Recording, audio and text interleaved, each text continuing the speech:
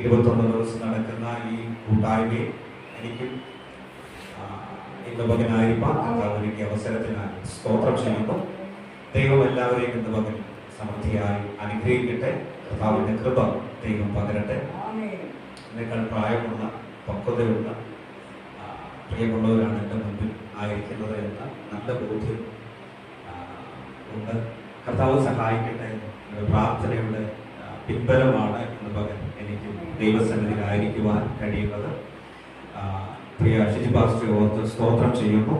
പറഞ്ഞ നല്ല വാക്കുകൾക്ക് നന്ദി പറയുന്നു. കണ്ട നാൾ മുതൽ കർത്താവിൻ്റെ സ്നേഹത്തിലായിരിക്കാൻ കർത്താവ് ഒരുക്കിയ കൃപയ്ക്കായി സ്തോത്രം ചെയ്യുന്നു. ഹല്ലേലൂയ. ജോബിലൂടെയാണ് പരിചയപ്പെടുന്നത്. അങ്ങനെ ദൈവസ്നേഹത്തിൽ കുടുംബമായിട്ടായിരിക്കാൻ കർത്താവ് ഒരുക്കുന്ന കൃപയ്ക്കായി സ്തോത്രം. എല്ലാവരെയും കർത്താവ് അനുഗ്രഹിക്കുക. തുടർന്ന് അല്പസമയം ദൈവവചനത്തിലേക്ക് നമ്മൾ വരികയാണ്. ദൈവദാസന്മാരിലൂടെ അനുഗ്രഹിക്കപ്പെട്ട വചനങ്ങൾ കഴിഞ്ഞ ദിവസങ്ങളിലൊക്കെ കേൾക്കാൻ കർത്താവ് കൃപ ചെയ്തു എന്ന് ഞാൻ മനസ്സിലാക്കുന്നു. വരും ദിവസങ്ങളിലും ശക്തരായ ദൈവദാസന്മാർ തിരുവചനം ശുശ്രൂഷിക്കുന്നു. ദൈവത്തിന്റെ വലിയ കൃപകൾക്കായി സ്തോത്രം. വരും ദിവസങ്ങളിൽ നിങ്ങളോടൊപ്പം ആയിരിക്കാൻ ഞാൻ ആഗ്രഹിക്കുന്നു. കർത്താവ് സഹായിക്കട്ടെ. ഇന്ന് പ്രാരംഭത്തിൽ ശാന്തമായി കുറച്ച് കാര്യങ്ങൾ ചിന്തിച്ച് പ്രാർത്ഥിച്ച് അവസാനിപ്പിക്കാമെന്ന് കരുതുന്നു. ഒന്ന് യോഹന്നാന്റെ ലേഖനം 3-ാമത്തെ അധ്യായം. 1 യോഹന്നാന്റെ ലേഖനം 3-ാമത്തെ അധ്യായം 8-ാമത്തെ വാക്യം. 1 യോഹന്നാന്റെ ലേഖനം 3-ാം അധ്യായം 8-ാം വാക്യം. പാപം ചെയ്യുന്നവൻ പിശാചിന്റെ മകനാകുന്നു. ഒന്നുകൂടെ. പാപം ചെയ്യുന്നവൻ പിശാചിന്റെ മകനാകുന്നു. പിശാച് ആദ്യം മുതൽ പാപം ചെയ്യുന്നുവല്ലോ. പിശാചിന്റെ പ്രവൃത്തികളെ അഴിപ്പാൻ തന്നെ ദൈവപുത്രൻ പ്രത്യക്ഷനായി. ദൈവത്തിൽ നിന്ന് ജനിച്ചവൻ ആരും പാപം ചെയ്യുന്നില്ല. പിശാചിന്റെ പ്രവൃത്തികളെ അഴിപ്പാൻ തന്നെ ദൈവപുത്രൻ പ്രത്യക്ഷനായി. നമുക്ക് സുപരിചിതമായിട്ടുള്ള വേദഭാഗം. പിശാചിന്റെ പ്രവൃത്തികളെ അഴിപ്പാൻ തന്നെ ദൈവപുത്രൻ പ്രത്യക്ഷനായി. പ്രത്യേകിച്ച് ഉപവാസ പ്രാർത്ഥനയിലൊക്കെ ശക്തമായി കേൾക്കുന്ന ഒരു വേദഭാഗമാണ്.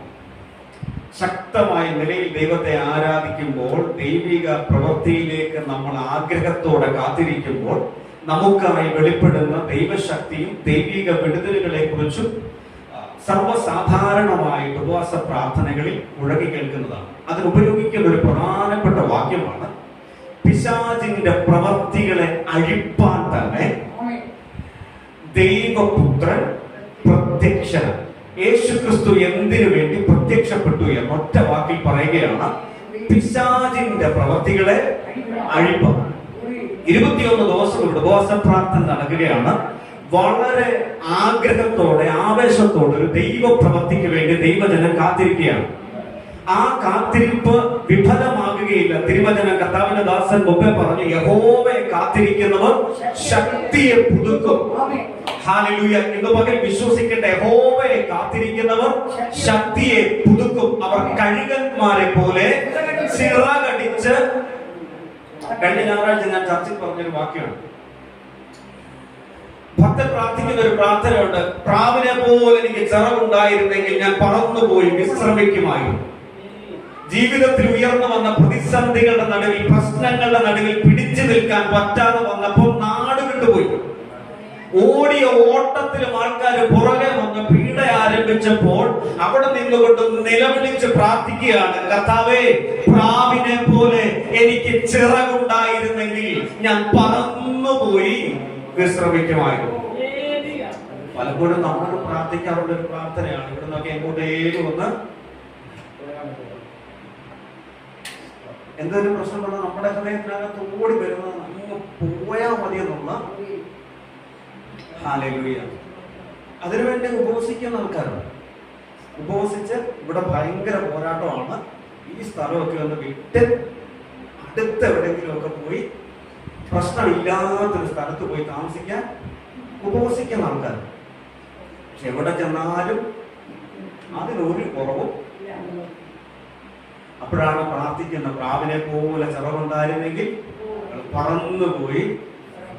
ഹല്ലേലൂയ. കർത്താവ് അതിനകത്ത് പറയുന്നൊരു കാര്യമുണ്ട്. പറന്നു പോയി വിശ്രമിക്കാനല്ല ദൈവം നമ്മളെ വിളിച്ചത്. ആയിരിക്കുന്നിടത്ത് ദൈവശക്തിയെ വെളിപ്പെടുത്താനാണ് കർത്താവ് നമ്മളെ ആക്കിയിരിക്കുന്നത്. ഹല്ലേലൂയ. മനുഷ്യന്റെ ആഗ്രഹം ഓടിപ്പോയി വിശ്രമിക്കുക എന്നുള്ളതാണ്.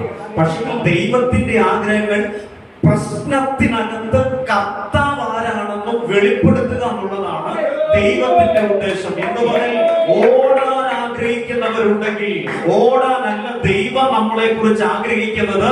നിർത്തി തന്റെ മഹത്വത്തെ വെളിപ്പെടുത്താനാണ് കർത്താവിന്റെ ആഗ്രഹം. അതിനാൽ ചെയ്യേണ്ടത് എന്താണ്? യഹോവയ്ക്കായി കാത്തിരിക്കുക. അവന്റെ മേൽ പകരപ്പെടുന്ന ഒരു ദൈവശക്തിയുണ്ട്. അവരെ ഉപയോഗിക്കുന്ന ഒരു ദൈവമുണ്ട്. ഇന്ന് അവൻ വിശ്വാസത്തോടുകൂടെ പ്രാർത്ഥിക്കുന്ന തന്റെ ജനത്തിന്റെ മേൽ പകരപ്പെടുന്ന ഒരാത്മവ്യാപാരമുണ്ട്, ഒരാത്മശക്തിയുണ്ട്. വിശ്വാസത്താൽ സ്വീകരിക്കാൻ ദൈവജനം തയ്യാറായാൽ തന്നോട് യാചിക്കുന്നവർക്ക് അവൻ പരിശുദ്ധാത്മാവിനെ എത്രയധികം കൊടുക്കും. ഹല്ലേലൂയ. യാചിക്കുന്നവരുടെ മേൽ പകരപ്പെടുന്ന ദൈവശക്തിയെ ഈ ദിനങ്ങളിൽ പ്രാപിച്ചെടുക്കുവാൻ സ്വർഗത്തിലെ ദൈവം കൃപ ചെയ്യുമാറാകട്ടെ. ഹല്ലേലൂയ. ഹല്ലേലൂയ. നമ്മൾ വേദഭാഗത്തിലേക്ക് വരുന്നു. പിശാചിന്റെ പ്രവർത്തികളെ അഴിപ്പാൻ തന്നെ ദൈവപുത്രൻ പ്രത്യക്ഷനായി. ഒന്നാമത്തെ വാക്യം ഒന്ന് വായിക്കാം. 3:1.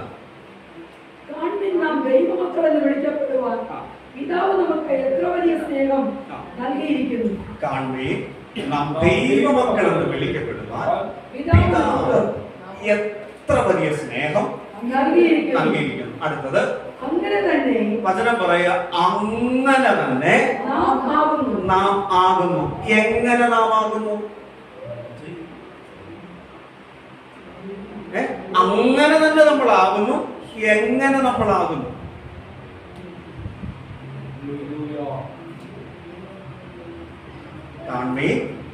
നാം ദൈവമക്കളെന്ന് വിളിക്കപ്പെടുവാൻ പിതാവ് എത്ര വലിയ സ്നേഹം, അങ്ങനെ തന്നെ നമ്മളാകുന്നു. ദൈവം നമുക്ക് നൽകിയ സ്നേഹം എത്ര വലുതാണോ ആ സ്നേഹത്തിനകത്ത് അങ്ങനെ തന്നെ നമ്മൾ, അതിന് യാതൊരു മാറ്റവും, ഒരു മാറ്റവും അതിനകത്തില്ല. യേശു ദൈവത്തിന്റെ മകനായി മകളായി എന്നെ വിളിച്ചെങ്കിൽ ആ വിളിക്കകത്ത്, ആ സ്നേഹത്തിനകത്ത് അങ്ങനെ തന്നെ ഞാനാകുന്നു. ഹല്ലേലൂയ. ഇപ്പോ കൂടെ നിൽക്കുന്നവരെല്ലാം പറയാം, നിന്റെ കിട്ടിയോട് സ്നേഹമില്ലെന്ന് പറഞ്ഞാലും ദൈവസ്നേഹത്തിനകത്തില്ലെന്ന് പറഞ്ഞാലും അതിൽ വചനം പറയുകയാണ് നമ്മൾ ആ സ്നേഹത്തിനകത്താണ്. അത് അങ്ങനെ തന്നെയാണ്. ഹല്ലേലൂയ. ഹല്ലേലൂയ. ഇന്ന് പകൽ അതിനകത്ത് എന്തെങ്കിലും സംശയം ഉണ്ടെങ്കിൽ ഇന്നും പകൽ ആ സംശയത്തെ ഇവിടെ ഉപേക്ഷിച്ചിട്ട് ഇവിടുന്ന് പോകാവൂ. ഞാൻ ദൈവസ്നേഹത്തിനകത്താണെന്നുള്ള കാര്യത്തിൽ എന്തെങ്കിലും സംശയമുണ്ടെങ്കിൽ ആ സംശയം ഇന്ന് പകൽ നമ്മളിൽ നിന്ന് മാറിപ്പോകണം. കാരണം കർത്താവ് പറയുന്നു നമ്മൾ അങ്ങനെ തന്നെ ആകും. അതെല്ലാം പറഞ്ഞു വന്നിട്ട് താഴോട്ട് പറയുമ്പോഴാണ് അടുത്തത് പറയുന്നു, പിശാചിന്റെ പ്രവൃത്തികളെ അഴിപ്പാൻ തന്നെ. അപ്പൊ എന്താ പിശാചിന്റെ പ്രവൃത്തി? എന്താണ് പിശാചിന്റെ പ്രവൃത്തി? അതൊന്ന് പറഞ്ഞിട്ടാണ് ഞാനിന്ന് നിർത്താൻ ആഗ്രഹിക്കുന്നത്. എന്താണ് പിശാചിന്റെ പ്രവൃത്തി? ഓക്കെ, ആർക്കെങ്കിലും ഒക്കെ പറയണമെങ്കിൽ റിപ്ലൈ ചെയ്യാം. കേവലം ഞാനിവിടെ നിന്ന് കുറെ കാര്യങ്ങളൊക്കെ പറഞ്ഞു കേട്ടു പോകുന്നതിനേക്കാൾ നമുക്ക് ഒരുമിച്ച് എന്താ പറയാ ചിന്തിച്ച് മുൻപോട്ട് പോകും. വചനം പറയുന്നു പിശാചിന്റെ പ്രവൃത്തികളെ അഴിപ്പാൻ തന്നെ ദൈവപുത്രൻ പ്രത്യക്ഷപ്പെട്ടു. എന്താണ് പിശാചിന്റെ പ്രവൃത്തി? എന്താണ്? ആർക്കെങ്കിലും ഒക്കെ ഒന്ന് പ്രതികരിക്കാൻ മനസ്സുണ്ടെങ്കിൽ പ്രതികരിക്കാം. ഞാനിങ്ങനെ ചോദിക്കാം, കാരണം ഞാൻ ആരാധന നടത്തുന്ന സ്ഥലം ശില്പാസക്കറി ഇതുപോലെ ഒരു മുകളിലാണ്. ഇവിടെ സീലൊക്കെ ചെയ്യുന്ന നല്ല സൂപ്പറാണ്. അവിടെ സീലിന് കാര്യങ്ങളൊന്നുമില്ല. നല്ല ചൂടാണ്. ഇവിടെ വന്നിട്ട് നല്ല സുഖമുണ്ട്. അവിടെ നല്ല ചൂടാണ്. അതിൻ്റെ കൂടെ ഇതുപോലത്തെ ഫാൻ ഫുള്ള് അങ്ങോട്ട് ഇട്ടാൽ ഉറങ്ങാൻ നല്ല അവസരം. ഒന്ന് ചൂട്, ആ ചൂട് കാറ്റൂടെ അടിച്ചു കഴിയുമ്പോൾ ശരീരം ക്ഷീണമാണ്, ഉറങ്ങി പോവും. അതിന് കുറ്റം പറഞ്ഞിട്ടൊന്നും ഒരു കാര്യം, പ്രത്യേകിച്ച് ഷുഗറോ പ്രഷറോ ഒക്കെ ഇച്ചിരി ഉണ്ടെങ്കിൽ ഒട്ടും പിന്നെ ഉറങ്ങിയിരിക്കും. അതുകൊണ്ട് എനിക്ക് ഉറക്കാതിരിക്കാൻ വേണ്ടി ഞാൻ ചെയ്യുന്ന പരിപാടി ഓരോ ചോദ്യങ്ങൾ അങ്ങോട്ട് ചോദിക്കില്ല. അടുത്ത ചോദ്യം വരുന്നുണ്ടോ എന്ന് കണ്ടെങ്കിലും ആൾക്കാർ പിന്നെ അതെന്റെ ഒരു ശൈലിയായിട്ട് ഇപ്പൊ അത് മാറിയിട്ടുണ്ട്. പിശാചിന്റെ പ്രവർത്തികളെ അറിയിക്കാൻ തന്നെ ദൈവപുത്രൻ പ്രത്യക്ഷം. എന്താണ് പിശാചിന്റെ പ്രവർത്തി? ആ വാക്യത്തിൽ തന്നെ അത് രേഖപ്പെടുത്തിയിട്ടുണ്ട്. പാപം ചെയ്യുന്നവൻ പിശാചിന്റെ മകനാണ്. പിശാചിന്റെ മകൻ. പാപം ചെയ്യുന്നവൻ പിശാചിന്റെ മകനാകുന്നു. അടുത്തത് പിശാച് ആദ്യം മുതൽ പാപം പിശാച് ആദ്യം മുതൽ പാപം ചെയ്യുന്നുവല്ലോ. അപ്പൊ പിശാചിന്റെ പ്രവൃത്തി എന്താണ്? പാപം ചെയ്യുക എന്നുള്ളതാണ് പിശാചിന്റെ. പിശാച് ആദ്യം മുതൽ പാപം ചെയ്യുന്നു. അടുത്തത് പറയുകയാണ് പിശാചിന്റെ പ്രവൃത്തികളെ അഴിപ്പാൻ തന്നെ ദൈവപുത്രൻ പ്രത്യക്ഷനാണ്. അപ്പൊ പിശാചിന്റെ പ്രവൃത്തി എന്താണ്? പാപം. ആ പാപത്തിന്റെ പ്രവൃത്തിയെ അഴിപ്പാൻ തന്നെ ദൈവപുത്രൻ പ്രത്യക്ഷനാണ്. അപ്പൊ നമ്മൾ ചിന്തിച്ചു തുടങ്ങണം. ഇവിടെ വെച്ച് ഞാൻ ഇവിടെ മാറും.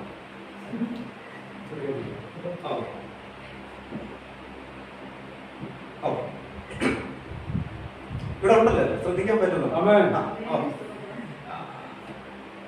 എന്താണ് പിശാചിന്റെ പ്രവൃത്തി? ഒന്നാമത്തെ കാര്യം പാപം ചെയ്യിക്കുക എന്നുള്ളതാണ് പിശാചിന്റെ പ്രവൃത്തി. എന്താ പാപം എന്നൊക്കെ നമ്മൾ ചിന്തിച്ച് അതിന്റെ ഗ്രീക്ക് ഹീബ്രു ഒന്നും പറയുന്നില്ല. പാപം ഉൽപ്പത്തി പുസ്തകത്തിലാണ് നമുക്കത് ആദ്യം കാണാനായിട്ട് കഴിയുന്നത്. 3-ാമത്തെ അധ്യായത്തിൽ ആരംഭ വാക്യം. യഹോവയായ ദൈവം ഉണ്ടാക്കിയ എല്ലാ കാട്ടുജാതികളെക്കാളും പാമ്പ് കൗശലമേറിയതായിരുന്നു. അത് സ്ത്രീയോട് തോട്ടത്തിലെ യാതൊരു വൃക്ഷത്തിന്റെ ഫലവും നിങ്ങൾ തിന്നരുതെന്ന് ദൈവം വാസ്തവമായി കൽപ്പിച്ചിട്ടുണ്ടോ എന്ന് ചോദിച്ചു. ദൈവം വാസ്തവമായി കൽപ്പിച്ചിട്ടുണ്ടോ എന്ന് ചോദിച്ചു. ഇവിടെയാണ് പിശാചിന്റെ പ്രവൃത്തി മനുഷ്യനോടുള്ള ബന്ധത്തിൽ ആരംഭിക്കുകയാണ്. പാപം ചെയ്യിക്കാനുള്ള അവന്റെ പ്രവൃത്തി തുടങ്ങുകയാണ്. എങ്ങനെയാ തുടങ്ങുന്നത്? ദൈവവചനം വെച്ചുകൊണ്ട് തന്നെയാണ് പിശാച് പരിപാടികൾ തുടങ്ങുന്നത്. എന്ന് പറഞ്ഞാൽ ദൈവം കൽപ്പിച്ചിട്ടുണ്ടോ എന്ന് പറഞ്ഞിട്ടാണ് വരുന്നത്. നിന്നെ കൊണ്ട് ഞാൻ പാപം ചെയ്യിക്കുമെന്ന് പറഞ്ഞൊന്നുമല്ല പിശാച് അവിടെ വന്നേക്കുന്നത്. നിന്നെ കൊണ്ട് ഞാൻ തെറ്റ് ചെയ്യിച്ചിട്ട് ഓർത്തുള്ളതെന്ന് പറഞ്ഞ് വെല്ലുവിളിച്ചുകൊണ്ടൊന്നുമല്ല വരുന്നത്. ആത്മീയ വിഷയത്തെ എടുത്തിട്ടുകൊണ്ടാണ് പിശാച് വരുന്നത്. നമ്മൾ ദൈവത്തോട് ചേർന്നിരിക്കാൻ ആഗ്രഹിക്കുന്നവരാണ്. ആ ദൈവത്തോട് ചേർന്നിരിക്കാൻ ആഗ്രഹിക്കുന്ന, ദൈവത്തോട് ചേർന്നിരിക്കുന്ന ജനത്തിന്റെ അടുക്കൽ ആ പാപം ചെയ്യിക്കാൻ വരുന്ന പിശാച് എടുത്തു വെക്കുന്ന വിഷയം എന്താണ്? ദൈവം പറഞ്ഞ കാര്യങ്ങളാണ് എടുത്ത് മുൻപോട്ട് വെക്കുന്നത്. ഇന്ന് പകൽ നമ്മൾ തിരിച്ചറിയാതെ പോകുന്ന ഈ കാലഘട്ടത്തിൽ ദൈവമക്കൾ മനസ്സിലാകാതെ പോകുന്ന ഒരു യാഥാർത്ഥ്യമാണ് പിശാച് നമ്മളെ കൊണ്ട് ചെയ്യിക്കുന്ന തെറ്റുകൾ പുറത്തു നിന്നുള്ളതല്ല. പിശാചും പാപം ചെയ്യിക്കുന്നത് തിരുവചനം വെച്ചുകൊണ്ടാണ്. ദൈവീക വിഷയത്തെ നമ്മുടെ മുൻപിൽ കൊണ്ടിട്ടുകൊണ്ടാണ് നമ്മളെ പാപത്തിലേക്ക് നയിക്കുന്നത്. ഇവിടെ പറയുകയാണ് ദൈവം വാസ്തവമായിട്ട് കൽപ്പിച്ചിട്ടുണ്ട്. ഉടനെ അതിന്റെ മറുപടി എന്താണ്? സ്ത്രീ പാമ്പിനോട് പറയുകയാണ് തോട്ടത്തിലെ വൃക്ഷങ്ങളുടെ ഫലം ഞങ്ങൾക്ക് തിന്നാം, എന്നാൽ നിങ്ങൾ മരിക്കാതിരിക്കേണ്ടതിന് തോട്ടത്തിന്റെ നടുവിലുള്ള വൃക്ഷത്തിന്റെ ഫലം തിന്നരുത്, തൊടുകയും അരുത് എന്ന് ദൈവം കൽപ്പിച്ചിട്ടുണ്ടോ എന്ന് ദൈവം കൽപ്പിച്ചിട്ടുണ്ടെന്ന് തിരിച്ചു പ്രതികരിച്ചു. അതിനകത്ത് പല വ്യാഖ്യാനങ്ങളുണ്ട്, അതിലോട്ട് ഞാൻ പോകുന്നില്ല. തിരിച്ചേതായാലും നല്ലൊരു പ്രതികരണം അങ്ങോട്ട് കൊടുത്തു. നല്ല പ്രതികരണം. ആദ്യമൊക്കെ പിശാച് നമ്മളുടെ വന്നാലും പാപം ചെയ്യിക്കാനുള്ള അതൊക്കെ വന്നാലും നമ്മൾ ആദ്യം നല്ല സൂപ്പർ പ്രതികരണം അങ്ങോട്ട് കൊടുക്കും. അത് കേട്ടോണ്ടൊന്നും പിശാച് വചനപ്രകാരം നല്ല പ്രതികരണം കൊടുത്തിട്ട് പിശാച് പോയില്ല. പിന്നെ ശാസിച്ച പോകും.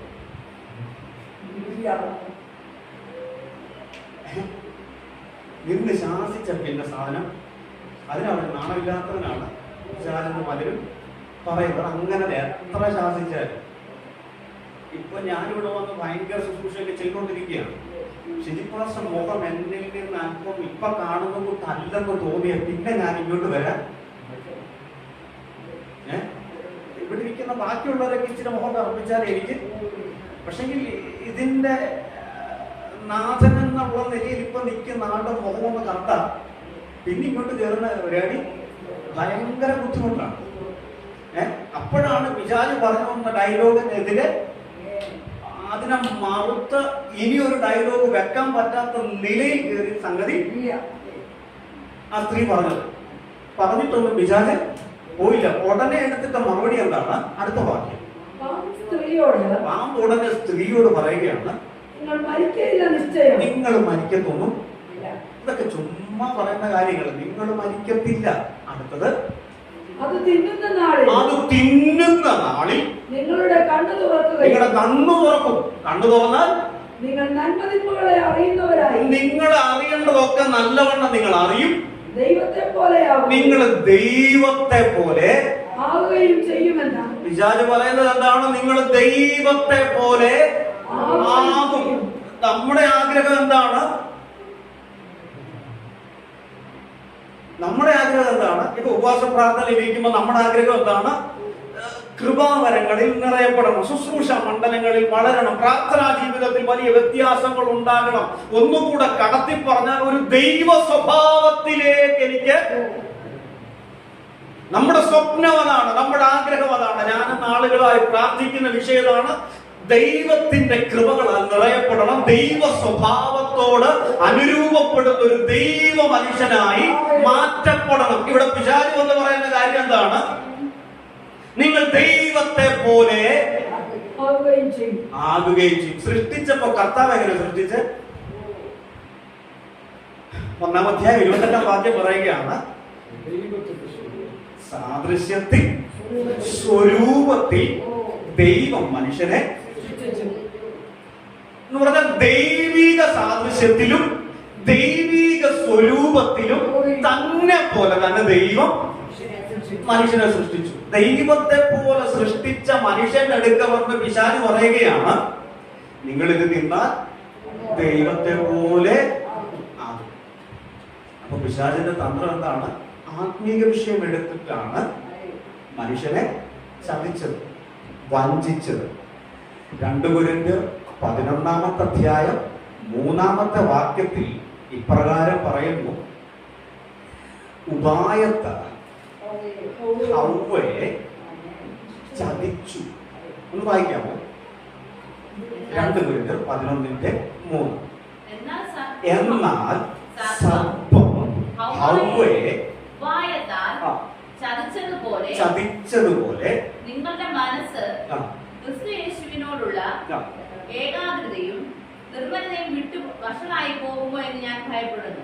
ഹവ്വയെ സർപ്പം ഉപായത്താൽ ചതിച്ചു. എന്തുപായമാണ് അവിടെ ഉപയോഗിച്ചത്? നിങ്ങൾ ദൈവത്തെ പോലെ ആകുമെന്നുള്ള ഉപായം ഉപയോഗിച്ച് ചതിച്ച് പാപത്തിനകത്താക്കിയതുപോലെ ഇവിടെ പറയുകയാണ്, ക്രിസ്തുവിനോടുള്ള ഏകാഗ്രതയും നിർമ്മലതയും വിട്ട് വഷളായി പോകുമോ എന്ന് ഞാൻ ഭയപ്പെടുന്നു. അപ്പൊ പിശാചിന്റെ ഇപ്പോഴത്തെ തന്ത്രം എന്താണ്? ഏകാഗ്രതയെ നഷ്ടപ്പെടുത്തി കളയുക, നിർമ്മലതയെ നഷ്ടപ്പെടുത്തി കളയുക. ഓക്കെ, അപ്പൊ ആദ്യം പിശാച് ചെയ്യുന്നത് ഏകാഗ്രത, ദൈവിക ബന്ധത്തിലുള്ള ഏകാഗ്രത നഷ്ടപ്പെടുത്തി ഹവ്വയെ ചതിച്ചു, പാപത്തിനകത്ത് വീഴ്ത്തി. ദൈവസ്വരൂപത്തിലിരുന്ന മനുഷ്യനോട് ദൈവത്തെ പോലെ ആക്കാമെന്ന് പറഞ്ഞ് അവനെ തെറ്റിച്ച് കളഞ്ഞു. ഇനി നമ്മൾ വായിച്ച കുറിവാക്യത്തിൽ ഇപ്രകാരം പറയുന്നു, കാൺവീൻ നാം ദൈവമക്കളെന്ന് വിളിക്കപ്പെടുവാൻ പിതാവ് എത്ര വലിയ സ്നേഹം നമുക്ക് നൽകിയിരിക്കുന്നു, അങ്ങനെ തന്നെ നമ്മൾ ആകുന്നു. ദൈവസ്നേഹത്തിനകത്ത് അങ്ങനെ തന്നെ ആയിരിക്കുന്ന ദൈവജനത്തെ ആ സ്നേഹത്തിനകത്തു നിന്ന് തെറ്റിച്ച് പാപത്തിനകത്തേക്ക് ആഴ്ത്തിക്കളയുക എന്നുള്ളതാണ് പിശാചിന്റെ ഒരു തന്ത്രമെന്ന് ഇന്ന് പകൽ നാം തിരിച്ചറിയണം. ആദിമ പിതാക്കന്മാർ ദൈവിക സാദൃശ്യത്തിൽ ദൈവിക സ്വരൂപത്തിൽ സൃഷ്ടിക്കപ്പെട്ട അവരുടെ അടുക്കൽ വന്നിട്ട് അവരോട് പറയുന്നു, ഞാൻ നിങ്ങളെ ദൈവത്തെ പോലെ ആക്കും, ഇങ്ങനെയൊക്കെ ചെയ്താൽ ദൈവത്തെ പോലെ ആകുമെന്ന് പറഞ്ഞ് തെറ്റിച്ചതുപോലെ ഇന്നും പിശാച് ചെയ്യുന്ന അവന്റെ പണി എന്താണ്, അവന്റെ പ്രവൃത്തി എന്താണ്? ദൈവസ്നേഹത്തിനകത്ത് വസിക്കുന്ന, ദൈവകൃപയ്ക്കകത്ത് നിൽക്കുന്ന ദൈവമക്കളെ തെറ്റിച്ചുകൊണ്ട്, ഉപായം പ്രയോഗിച്ചുകൊണ്ട് ആ സ്നേഹത്തിനകത്തല്ലെന്ന് വരുത്തി തീർത്ത് മാറ്റിക്കളയുക എന്നുള്ളതാണ് പിശാചിന്റെ തന്ത്രം. ആ തന്ത്രത്തെ തിരിച്ചറിഞ്ഞ് ജയിക്കുക എന്നുള്ളതാണ് ദൈവമക്കളുടെ കടമ. ഹല്ലേലൂയ. മനസ്സിലാക്കുന്നുണ്ടല്ലോ ഞാൻ പറയുന്നത്? അതിന് ചെയ്യുന്നത് എന്താണ്? പാപം ചെയ്യിക്കുക. കുറെ വാക്യങ്ങളൊന്ന് വായിച്ചിട്ടുണ്ട്, ഓർമ്മ വരുന്നില്ലല്ലോ ഇങ്ങനെയൊക്കെ പറഞ്ഞിട്ട്. കരങ്ങളെ ഉയർത്തി കർത്താവിനെ സ്തുതിക്കാം. 1 കൊരിന്ത്യർ ലേഖനം 15-ാമത്തെ അധ്യായം 45-ാമത്തെ വാക്യം. 1 കൊരിന്ത്യർ ലേഖനം 15-ാം അധ്യായം 45-ാം വാക്യം. ഒന്നാം മനുഷ്യനായ ആദാം ജീവനുള്ള ദേഹിയായി തീർന്നു. ഒന്നാം മനുഷ്യനായ ആദാം ജീവനുള്ള ദേഹിയായി തീർന്നു. അടുത്തത് എന്ന് എഴുതിയിരിക്കുന്നത് പോലെ എന്ന് എഴുതിയിരിക്കുന്നുവല്ലോ, ഒടുക്കത്തെ ആദാം ജീവിപ്പിക്കുന്ന ആത്മാവായി. ഒടുക്കത്തെ ആദാം ജീവിപ്പിക്കുന്ന ആത്മാവായി. ഒന്നാമത്തെ ആദാം ജീവനുള്ള ദേഹിയായി തീർന്നു. ആദത്തെ കുറിച്ച് പറയുകയാണ്, ജീവനുള്ള ദേഹിയായിട്ട് തീർന്നു. ഇനി വായിക്കാം 1 തീമോഥെയോസിന്റെ ലേഖനം 2-ാം അധ്യായം 14-ാമത്തെ വാക്യം. 1 തീമോഥെയോസ് 2-ാം അധ്യായം 14-ാം വാക്യം. ആദാമല്ല സ്ത്രീയത്രേ വഞ്ചിക്കപ്പെട്ട് ലംഘനത്തിലകപ്പെട്ടത്. സ്ത്രീയത്രേ വഞ്ചിക്കപ്പെട്ട് ലംഘനത്തിനകത്ത് അകപ്പെട്ടത്. ഒന്നാമത്തെ ആദാം ജീവനുള്ള ദേഹിയായി തീർന്നു. ഒടുക്കത്തെ ആദാം ജീവിപ്പിക്കുന്ന ആത്മാവായി തീർന്നു. ഒന്നാമത്തെ ആദാമിനെയും ഒടുക്കത്തെ ആദാമായ യേശു ക്രിസ്തുവിനെയും തമ്മിൽ കണക്ട് ചെയ്തുകൊണ്ട് പൗലോസ് പഠിപ്പിക്കുകയാണ്. ഒന്നാം ആദാം ജീവനുള്ളതായി, ഒടുക്കത്തെ ആദാം ജീവിപ്പിക്കുന്നത്. ആ ഭാഗങ്ങളെല്ലാം വിട്ടിട്ട് ആദാം യേശു ക്രിസ്തു, ആദാമിന്റെ ഭാര്യ ഹൗവ, ക്രിസ്തുവിന്റെ മണവാട്ടി സഭ. 1 തീമോഥെയോസ് 2:14 ഒന്നുകൂടെ വായിക്കാം. ആദാം ആദ്യം നിർമ്മിക്കപ്പെട്ടു, പിന്നെ ഹൗവ. ആദാമല്ല സ്ത്രീ അത്രേ വഞ്ചിക്കപ്പെട്ടത്. ആരെയാണ് പിശാച് വഞ്ചിച്ചത്? സ്ത്രീയെ പിശാച് വഞ്ചിച്ച് പാപത്തിനകത്താക്കി ദൈവ ഇഷ്ടത്തിൽ നിന്ന് മാറ്റിക്കളഞ്ഞു.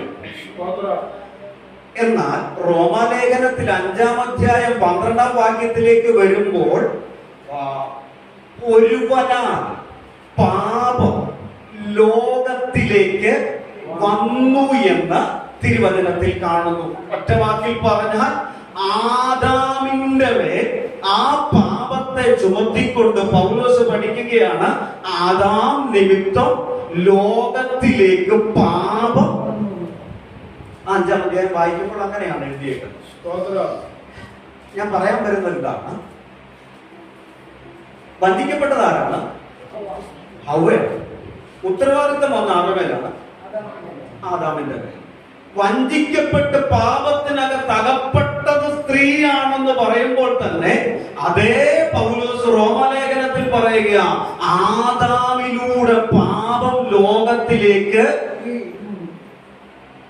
ഉത്തരവാദിത്തം ആദാമിന്റെ മേൽ ചുമത്തപ്പെട്ടു. വഞ്ചിക്കപ്പെട്ടത് സ്ത്രീയാണെങ്കിലും അതിന്റെ പൂർണ്ണ ഉത്തരവാദിത്തം ആദാം ഏറ്റെടുക്കേണ്ടി വന്നു.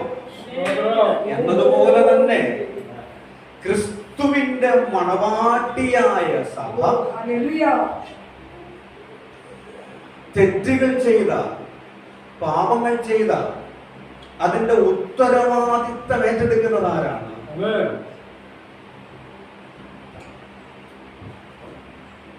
അത് കർത്താവിന്റെ മേലേക്കാണ് അത് വരുന്നത്. എബ്രായ ലേഖനത്തിനകത്ത് അത് രേഖപ്പെടുത്തിയിട്ടുണ്ട്. യേശു ക്രിസ്തുവിനെ പിന്നെയും പിന്നെയും ക്രൂശിക്കുന്നവരായി മാറ്റപ്പെടുന്നു. ഒരു സ്ത്രീ ചെയ്ത പാപത്തിന്റെ പരിണിത ഫലം, ഉത്തരവാദിത്തം മുഴുവൻ ആദത്തിന്റെ മേൽ ചുമത്തപ്പെട്ടെങ്കിൽ അതേ അർത്ഥത്തിൽ ദൈവമക്കൾ, ദൈവസഭ ചെയ്ത കുറവുകൾ, ദൈവത്തിന്റെ ജനം ചെയ്ത കുറവുകളെ മുഴുവൻ കർത്താവ് ഏറ്റെടുത്ത് അതിന്റെ പരിഹാരം കർത്താവ് വരുത്തി. അതിന്റെ കുറ്റം, ഉത്തരവാദിത്തം മുഴുവൻ കർത്താവ് ഏറ്റെടുത്തു. ഇപ്പോഴാണെങ്കിലും നമ്മൾ തെറ്റ് ചെയ്യുമ്പോൾ അതിന്റെ ഉത്തരവാദിത്തം മുഴുവൻ പോകുന്നത് എങ്ങോട്ടാണെന്ന് അറിയാമോ? കർത്താവിലേക്കാണ്. നമ്മൾ പോലും അറിയാതെ. ഒരു സിമ്പിൾ ഉദാഹരണം പറഞ്ഞാൽ, ഭാര്യമാര് തെറ്റ് ചെയ്ത് പോയാൽ നാട്ടുകാർ കുറ്റം പറയുന്ന ആരെയായിരിക്കും? പുള്ളി ശരിയല്ലാത്തതുകൊണ്ടാണ് ഇല്ലേ നമ്മൾ പറയുന്നത്. ഭാര്യ ഒത്തിരി, അവരെ കുറിച്ച് നമ്മൾ എന്തെല്ലാം പറഞ്ഞാൽ അതിന്റെ അവസാനം കൊണ്ട് നിർത്തുന്നത് എങ്ങനെയായിരിക്കും എന്നറിയോ? അവളെ പറഞ്ഞിട്ട് ഒരു കാര്യം അവൻ പാവം പിടിച്ച മനുഷ്യനായി ഒരു ദോഷത്തിനും പോവാത്തതായിരിക്കും. പക്ഷെങ്കിൽ കൊണ്ട് വെക്കുന്നത് അത് ഒരു സാധാരണ എന്ന് പറഞ്ഞുകൊണ്ട് നമ്മൾ ചെയ്യുന്ന ഓരോ തെറ്റുകളും ഓരോ കുറവുകളും അതാരുടെ ചങ്കിലേക്കാണ് കയറുന്നത് എന്ന് നമ്മൾ തിരിച്ചറിയണം. ഹല്ലേലൂയ. ഓരോ തെറ്റുകൾ നമ്മൾ വന്ന് സംഭവിക്കുമ്പോഴും അത് നമ്മുടെ കർത്താവിന്റെ ചങ്കിലേക്കാണ് മുള്ളുകൾ ചെന്ന് കൊള്ളുന്നത് എന്ന് ഓരോ നിമിഷവും നാം മനസ്സിലാക്കണം. ഹല്ലേലൂയ. ആരും കുറ്റം പറഞ്ഞില്ലെങ്കിലും പിശാച് അങ്ങോട്ട് ചെന്നിട്ട് പറയുന്ന ഒരു കാര്യമുണ്ട്, നീ രക്തം കൊടുത്ത് മേടിച്ചവനാണതേ, നിന്റെ രക്തത്തിൽ ഒരു വിലയും ആർക്കാണ് നഷ്ടം? ഹല്ലേലൂയ. യേശുവിന്റെ സ്നേഹത്തിന്റെ ആഴത്തെ തിരിച്ചറിയാൻ നമുക്ക് കഴിയണം. നമുക്ക് വേണ്ടി എത്രത്തോളം ഉത്തരവാദിത്തത്തോടെ നമ്മളെ നോക്കുന്നുണ്ടെന്ന് നമ്മൾ തിരിച്ചറിയണം. നമ്മൾക്ക് വേണ്ടി എന്തെല്ലാം പങ്കപ്പാടുകൾ നമ്മുടെ കർത്താവ് സഹിച്ചെന്ന് നാം രുചിച്ചറിയണം, അനുഭവിച്ചറിയണം. ആ സ്നേഹത്തിനകത്തു നിന്ന് തെറ്റിക്കാൻ പിശാച് പലതും കൊണ്ടുവരുമ്പോൾ അതിനെ തിരിച്ചറിഞ്ഞുകൊണ്ട് ദൈവത്തിന്റെ മാർവോടണയാൻ, യേശു ക്രിസ്തുവിന്റെ മാർവിലേക്ക് ചേരാൻ, അപ്പാ ഈ സ്നേഹം വിട്ട് മാറാൻ എനിക്കിടവരരുതേ എന്ന് പറഞ്ഞ് അവിടുത്തെ മാർവിലേക്ക് ചാരാൻ നമുക്ക് കഴിയുന്നെങ്കിൽ ഹല്ലേലൂയ, അങ്ങനെ തന്നെ ആകുന്നെന്ന് പൗലോസ് യോഹന്നാൻ പറയുന്നത് പോലെ ആ സ്നേഹത്തിനകത്ത് വസിക്കുന്നവരായി ജീവിപ്പാൻ തമ്പുരാൻ നമ്മെ തിരഞ്ഞെടുത്തിരിക്കുമ്പോൾ വിളിച്ചു പറയണം, കാൺമീൻ, ഞാൻ ദൈവത്തിന്റെ മകനെന്ന് വിളിക്കപ്പെടാൻ, മകളെന്ന് വിളിക്കപ്പെടാൻ പിതാവ് എനിക്ക് എത്ര വലിയ സ്നേഹം തന്നിരിക്കുന്നു. ആ സ്നേഹത്തിനകത്തു നിന്നെ വേർതിരിക്കാൻ ഒരു ശക്തിക്കും കഴിയുകയില്ലെന്നുള്ള ഉറച്ച ബോധ്യത്തോടെ ആകട്ടെ നമ്മുടെ ക്രിസ്തീയ ജീവിതം, ആ ആത്മഭാരത്തോടെ ആകട്ടെ നമ്മുടെ ക്രിസ്തീയ ജീവിതം. നമ്മുടെ മേൽ പകരപ്പെട്ട ദൈവസ്നേഹത്തിനകത്തു നിന്ന് നമ്മളെ മാറ്റുക എന്നുള്ളതാണ് പിശാചിന്റെ തന്ത്രം. ആ പ്രവൃത്തിയെ അഴിപ്പാൻ ദൈവപുത്രൻ പ്രത്യക്ഷനായി. ഇന്ന് മകൻ വിശ്വസിക്കണം, എന്റെ ജീവിതത്തിൽ എന്റെ തമ്പുരാൻ പ്രത്യക്ഷപ്പെട്ടത് ദൈവത്തോടുള്ള സ്നേഹത്തിൽ ഞാൻ വസിക്കാൻ വേണ്ടിയിട്ടാണ്. ആ സ്നേഹത്തിൽ നിന്ന് എന്നെ വേർപിരിക്കാൻ ഒരു ശക്തിക്കും കഴിയത്തില്ലെന്നുള്ള ആ ബോധ്യത്തിലാകട്ടെ നമ്മുടെ ക്രിസ്തീയ ജീവിതം. Hallelujah. Hallelujah. യേശുവിന്റെ സ്നേഹം ഇവിടെ വന്നിരുന്നപ്പോ മനസ്സിലേക്ക് വന്ന കുറെ ചിന്തകളും യേശുവിന്റെ സ്നേഹവും. യേശു ലോകത്തിലേക്ക് വന്നു കഴിഞ്ഞപ്പോ പിതാവാം ദൈവം യേശുവിനെ കുറിച്ച് പറയുന്ന ഒരു പദമുണ്ട്, ഇവൻ എന്റെ പ്രിയപുത്രൻ, ഇവനിൽ ഞാൻ പ്രസാദിച്ചിരിക്കുന്നു. ഇവൻ എന്റെ പ്രിയപുത്രൻ, ഇവനിൽ ഞാൻ പ്രസാദിച്ചിരിക്കുന്നു. യേശു എല്ലാ ദിവസവും കേൾക്കുന്ന ഒരു വാക്കാണ് ഈ വാക്ക്. പകലും മുഴുവൻ ശുശ്രൂഷയും, ഓട്ടം, രോഗികൾക്ക് സൗഖ്യം കൊടുക്കും, ദുഃഖിതരെ ആശ്വസിപ്പിക്കും, പീഡിതർക്ക് സ്വാതന്ത്ര്യം കൊടുക്കും, ഭയങ്കര ശുശ്രൂഷകൾ ചെയ്യും. ഇതെല്ലാം കേട്ട് കഴിയുന്നുണ്ടെങ്കിൽ നാട്ടുകാർ പറയുന്ന കാര്യം എന്താണ്? ഇവന്റെ അച്ഛന്റെ മകനാണ്, ഇവനൊരു വേശ്യാപുത്രനല്ലയോ. പിന്നെ അങ്ങോട്ട് കഴിയുമ്പോൾ അത്ഭുതങ്ങളെല്ലാം ചെയ്തു കഴിയുന്നുണ്ട്. പരീക്ഷന്മാര് വന്ന് ആവശ്യമില്ലാത്ത കുറുക്കു ചോദ്യങ്ങൾ ചോദിക്കും. അതിന് മറുപടി പറഞ്ഞാൽ കല്ല് പെറുക്കിയെടുത്ത് എറിഞ്ഞോടിക്കാൻ നോക്കും എന്ന് പറഞ്ഞാൽ, ഒരു ഭാഗത്ത് നന്മ ചെയ്യുമ്പോൾ മറുഭാഗത്ത് അതിന്റെ ഫലമല്ല കർത്താവ് അനുഭവിക്കുന്നതിന് അതിനേക്കാൾ മോശമായ നിലയിലേക്കാണ് പീഡകൾ, പ്രയാസങ്ങൾ, ദുരിതങ്ങൾ അനുദിന ജീവിതത്തിൽ കർത്താവ് അനുഭവിക്കും. ഇതെല്ലാം അനുഭവിച്ചു കഴിയുമ്പോഴും രാത്രി ഒരു യാമം കഴിയുന്നുടനെ മലയിലേക്ക് കയറിയ ഒരു പ്രാർത്ഥനയുണ്ട്, ഏകാന്തതയിലേക്ക് മാറിയ ഒരു പ്രാർത്ഥനയുണ്ട്. കർത്താവേ, പിതാവേ, അവിടുത്തെ ഹിതം ചെയ്യാൻ ഞാൻ എന്നെ സമർപ്പിക്കുന്നു എന്ന് പറഞ്ഞ് അല്ലെങ്കിൽ മാറി നിന്നുകൊണ്ട് ദൈവസന്നിധിയിൽ കഴിക്കുന്ന പ്രാർത്ഥന. ആ പ്രാർത്ഥന തീരുന്നുടനെ ഉയരത്തിൽ നിന്ന് പിതാവാം ദൈവം വിളിച്ചു പറയും, ലോകം നിന്നെ എന്തു പറഞ്ഞാലും, എങ്ങനെല്ലാം നിന്നെ മാറ്റി നിർത്തിയാലും, നിന്റെ നന്മകളെ തിരിച്ചറിയാൻ ലോകത്തിന് കഴിയാതെ പോയാലും, നീ എന്റെ പ്രിയ പുത്രനാണ്, നിന്നിൽ ഞാൻ പ്രസാദിച്ചിരിക്കുന്നു, നീ എന്റെ പുത്രൻ. ആ ശബ്ദം ഉയരത്തിൽ നിന്ന് കേൾക്കുമ്പോൾ അടുത്ത വർഷം അതേ ആവേശത്തോടെ, അതേ ശക്തിയോടെ ലോകത്തിന് നന്മ ചെയ്യുവാൻ, പീഡിതരെ ആശ്വസിപ്പിക്കാൻ കർത്താവ് വീണ്ടും ഇറങ്ങിത്തിരിക്കും. എന്നാൽ ലോകം അവനെ കുറ്റം വിധിക്കുമ്പോൾ, പഴി പറയുമ്പോൾ നിരാശപ്പെടാതെ മുൻപോട്ട് യാത്ര ചെയ്യാൻ കർത്താവിനെ പ്രാപ്തിപ്പെടുത്തുന്നത് എന്താണ്? പ്രാർത്ഥനാ മുറിയിൽ താൻ കേൾക്കുന്ന ശബ്ദം, നീ എന്റെ പ്രിയ പുത്രൻ, നിന്നിൽ ഞാൻ പ്രസാദിച്ചിരിക്കുന്നു. ദൈവമക്കളെ നമ്മെ നിലനിർത്തുന്നത് ഭാരങ്ങളുടെ നടുവിൽ, പ്രതിസന്ധികളുടെ നടുവിൽ കർത്താവിന്റെ നാമത്തിന് വേണ്ടി നിൽക്കുമ്പോൾ, ഇന്നലെ പരിഹാസങ്ങൾ ജീവിതത്തിൽ ഏറി വരുമ്പോഴും നമ്മെ നിലനിർത്തുന്ന ഒരു ദൈവശബ്ദമുണ്ട്, നമ്മെ ശക്തീകരിക്കുന്ന ഒരു ദൈവശബ്ദമുണ്ട്. മകനെ, നീ എന്റെ പ്രിയ പുത്രനാണ്, നീ എന്റെ പ്രിയ പുത്രിയാണ്, നിന്നിൽ ഞാൻ പ്രസാദിച്ചിരിക്കുന്നു. ഹല്ലേലൂയ. തമ്പുരാൻ കേൾക്കുന്ന ദൈവശബ്ദമാണ്. പിതാവ് വിളിച്ചു പറയും, നീ എന്റെ പ്രിയ പുത്രൻ, നിന്നിൽ ഞാൻ പ്രസാദിച്ചിരിക്കുന്നു. ഓരോ ദിവസവും കേട്ട ശക്തി പ്രാപിച്ച് ആ ലോകത്തിന് നന്മ ചെയ്ത് ജീവിക്കുന്ന കർത്താവ്. അങ്ങനെ 33.5 വർഷം ദൈവശബ്ദം കേട്ട്, ദൈവാലോചന കേട്ട്, ദൈവഹിതത്തിനനുസരിച്ച് അവിടുന്ന് പ്രവർത്തിച്ചു. തന്റെ കാലം തീരാറായപ്പോൾ, ശുശ്രൂഷ തീരാറായപ്പോൾ വന്നതിന്റെ ഉദ്ദേശത്തെ വെളിപ്പെടുത്തി. യോഹന്നാനിലൂടെ വെളിപ്പെടുത്തപ്പെട്ടത് ഇതാ ലോകത്തിന്റെ പാപം ചുമക്കുന്ന ദൈവത്തിന്റെ കുഞ്ഞാടെന്നുള്ള ആ സമയത്തേക്ക് വന്നപ്പോൾ, യോഹന്നാന്റെ സുവിശേഷം 13-ാം അധ്യായം എടുക്കണ്ട, തന്റെ സമയം അടുത്തു എന്ന് അറിഞ്ഞപ്പോൾ ശിഷ്യന്മാരെ കൂട്ടി അവൻ പെസഹ വിരുന്ന് ഒരുക്കി. വിശദീകരിച്ച് പറയുന്നതാണ്, അല്ലാതെ അതിലേക്ക് പോകുന്നില്ല. പെസഹ അപ്പമെല്ലാം കഴിച്ചതിന് ശേഷം ശിഷ്യന്മാരോട് പറയുന്നു, അല്പം കഴിയുമ്പോൾ ലോകത്തിന്റെ മുൻപാകെ ഞാൻ ഏൽപ്പിക്കപ്പെടും. ഒരു പ്രഭു വരുന്നു, അവൻ എന്നോട് കാര്യം ഇല്ല. എന്നിട്ട് പറഞ്ഞു, ഞാൻ നിങ്ങൾക്ക് ചെയ്തത് എന്തെന്ന് നിങ്ങൾ അറിയുന്നല്ലോ, അറിയുന്നെങ്കിൽ നിങ്ങളും അത് തന്നെ ചെയ്യണം എന്നെല്ലാം പറഞ്ഞ് ഉപദേശിച്ചിട്ട് ശിഷ്യന്മാരോട് പറഞ്ഞു, ഞാനിനി പോവുകയാണ്, ഞാൻ പോയിട്ട് നിങ്ങളെ ചേർക്കാൻ വീണ്ടും വരും.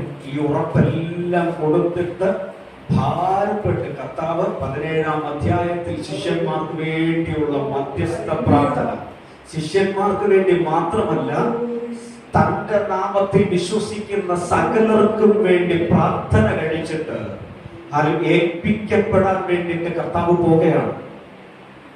ഹല്ലേലൂയ. യാത്രയായി.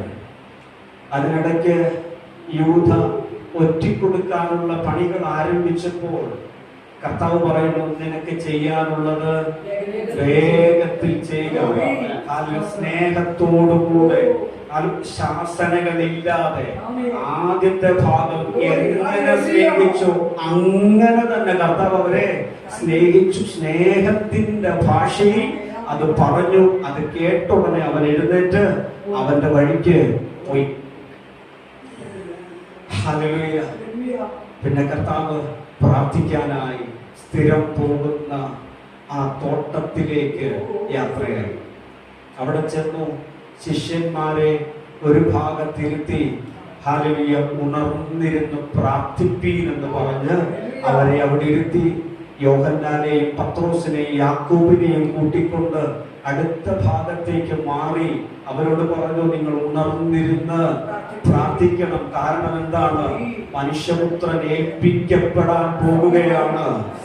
ഇതുവരെ നന്മ ചെയ്തവൻ, ഇതുവരെ ലോകത്തിന് വേണ്ടി നിന്നവൻ, നിങ്ങൾക്ക് വേണ്ടി നിന്നവൻ ഇനി ഏൽപ്പിക്കപ്പെടാൻ പോവുകയാണ്. ആയതിനാൽ നിങ്ങൾ ഉണർന്നിരുന്ന് പ്രാർത്ഥിപ്പീൻ. ഇത് പറഞ്ഞ കർത്താവ് അതൊരു കല്ലേറ് ദൂരം മാറിപ്പോയി. അതിൽ നെടുവീർപ്പിടുവാൻ, കണ്ണുനീരൊഴുക്കുവാൻ, പ്രാർത്ഥിക്കുവാൻ തുടങ്ങി.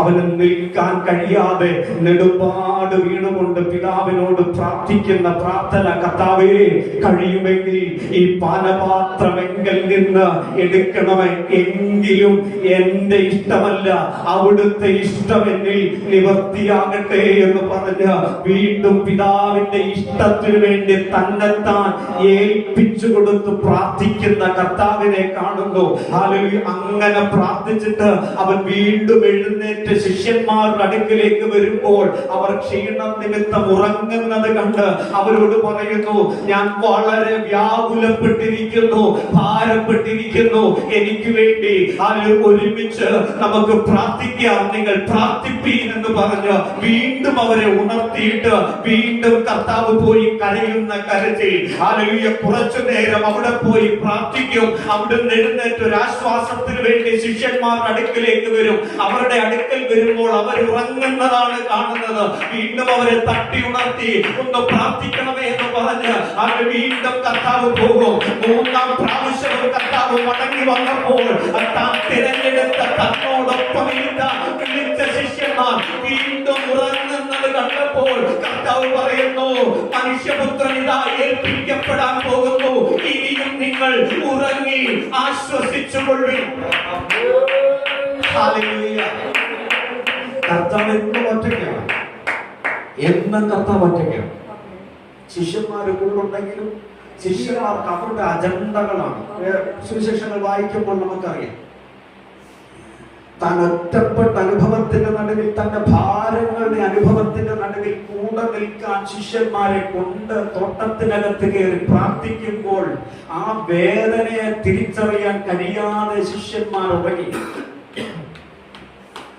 എന്നിട്ടും അവരെ ശാസിക്കാതെ, ഹല്ലേലൂയ, അവരോട് പഴി പറയാതെ അവരോട് പറയുന്നു, നിങ്ങൾ ഉറങ്ങി ഇനി ആശ്വസിച്ചുകൊള്ളുകയും, കാരണം എന്നെ പിടിക്കാനുള്ളവർ എന്റെ അടുക്കിലേക്ക് വരുന്നു. പറഞ്ഞു തീർന്നില്ല. വലിയൊരു പടയാളികളുമായി കൂട്ടമായി യേശുവിനെ പിടിക്കാൻ ആളുകൾ അവിടേക്ക് വന്നു. അവിടെ വന്നുടനെ കർത്താവ് ചോദിക്കുന്നു, നിങ്ങൾ ആരെ തിരയുന്നു? അവർ പറഞ്ഞു, നസ്രയനായ യേശുവിനെ ഞങ്ങൾ തിരയുന്നു. കർത്താവിന്റെ മറുപടി, അതെ, അത് ഞാൻ തന്നെ. കേട്ട മാത്രയിൽ പിടിക്കാൻ വന്ന പടയാളികൾ പുറകോട്ട് തെറിച്ചു വീണു. ഞാനാകുന്നവൻ ഞാനാകുന്നു എന്നുള്ള ശബ്ദത്തിന്റെ മുമ്പാകെ നിൽക്കാൻ കഴിയാതെ പിടിക്കാൻ വന്ന പടയാളികൾ തെറിച്ചു വീണപ്പോൾ കർത്താവ് വീണ്ടും ശാന്തമായി.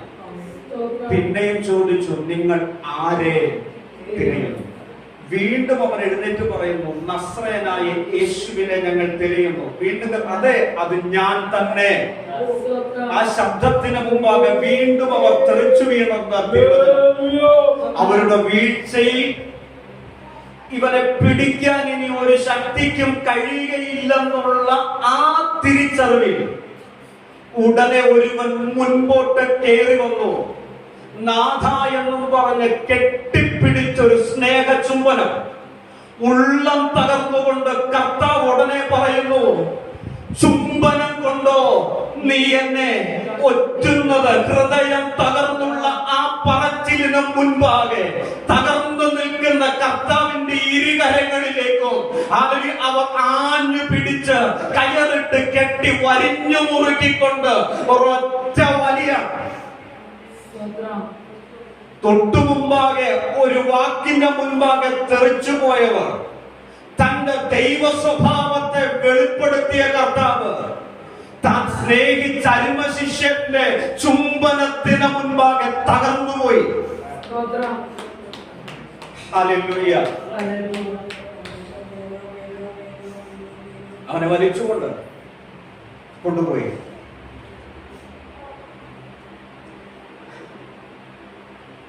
സ്തോത്രം. വിചാരണ കേൾപ്പിക്കുക. പലയിടത്ത് വിചാരണകളെല്ലാം നടന്നുകൊണ്ടിരിക്കുമ്പോൾ ഏറ്റവും സ്നേഹിച്ച ശിഷ്യനും പത്രോസും കൂടെ പുറകെ ചെന്ന് യേശുവിന് എന്ത് സംഭവിക്കുമെന്ന് കാണുകയാണ്. ഹല്ലേലൂയ. പത്രോസ് പുറത്ത് നിൽക്കുന്ന ഉടനെ ആളുകൾ വന്നിട്ട് പത്രോസിനോട് ചോദിക്കുന്നു, നീയും ആ കൂട്ടത്തിൽ ഉള്ളവനല്ലേ? ഇത് കേട്ട ഉടനെ പത്രോസ് പറയുന്നത്, എനിക്ക് അവരെ അറിയത്തുപോലുമില്ല. കുറച്ചു മുമ്പ് പറഞ്ഞത് എന്താണ്? ആരെല്ലാം നിന്നെ തള്ളി പറഞ്ഞാലും ഞാൻ നിന്നെ തള്ളി പറയത്തില്ല, നിനക്ക് വേണ്ടി മരിക്കാനും ഞാൻ തയ്യാറാണെന്ന് പറഞ്ഞ പത്രോസ്. ഹല്ലേലൂയ. ഒറ്റപ്പെടുത്തി മാറ്റി നിർത്തി പ്രാണാൻ തുടങ്ങി. ഇതെല്ലാം കഴിഞ്ഞ ഉടനെ കർത്താവ് വന്നു, അവനെ ഒന്ന് നോക്കി. ഹല്ലേലൂയ. ആ നോട്ടത്തിന്റെ മുൻപാകെ പിടിച്ചു നിൽക്കാൻ കഴിയാതെ പത്രോസ് പുറത്തു പോയി നിലവിട്ട് കരഞ്ഞു എന്നാണ് തിരുവചനത്തിൽ കാണുന്നത്. അരുമനാഥനെ തള്ളിക്കളഞ്ഞല്ലോ എന്നുള്ള ചിന്തയിൽ നിലവിളിച്ചു കരയുമ്പോൾ കർത്താവ് അവനെ മാറി നോക്കുകയാണ്. ചെന്ന് ആശ്വസിപ്പിക്കണമെന്നകത്ത് ആഗ്രഹമുണ്ടെങ്കിലും കരത്തിൽ വെച്ചിരിക്കുന്ന കെട്ടും അവന്റെ പിടുത്തവും നിമിത്തം അവന് മുൻപോട്ട് പോകാൻ കഴിയാതെ നോട്ടത്തിൽ ആശ്വസിപ്പിക്കാൻ ശ്രമിക്കുന്ന, എന്നാൽ നിലവിട്ട് കരയുന്ന പത്രോസ്.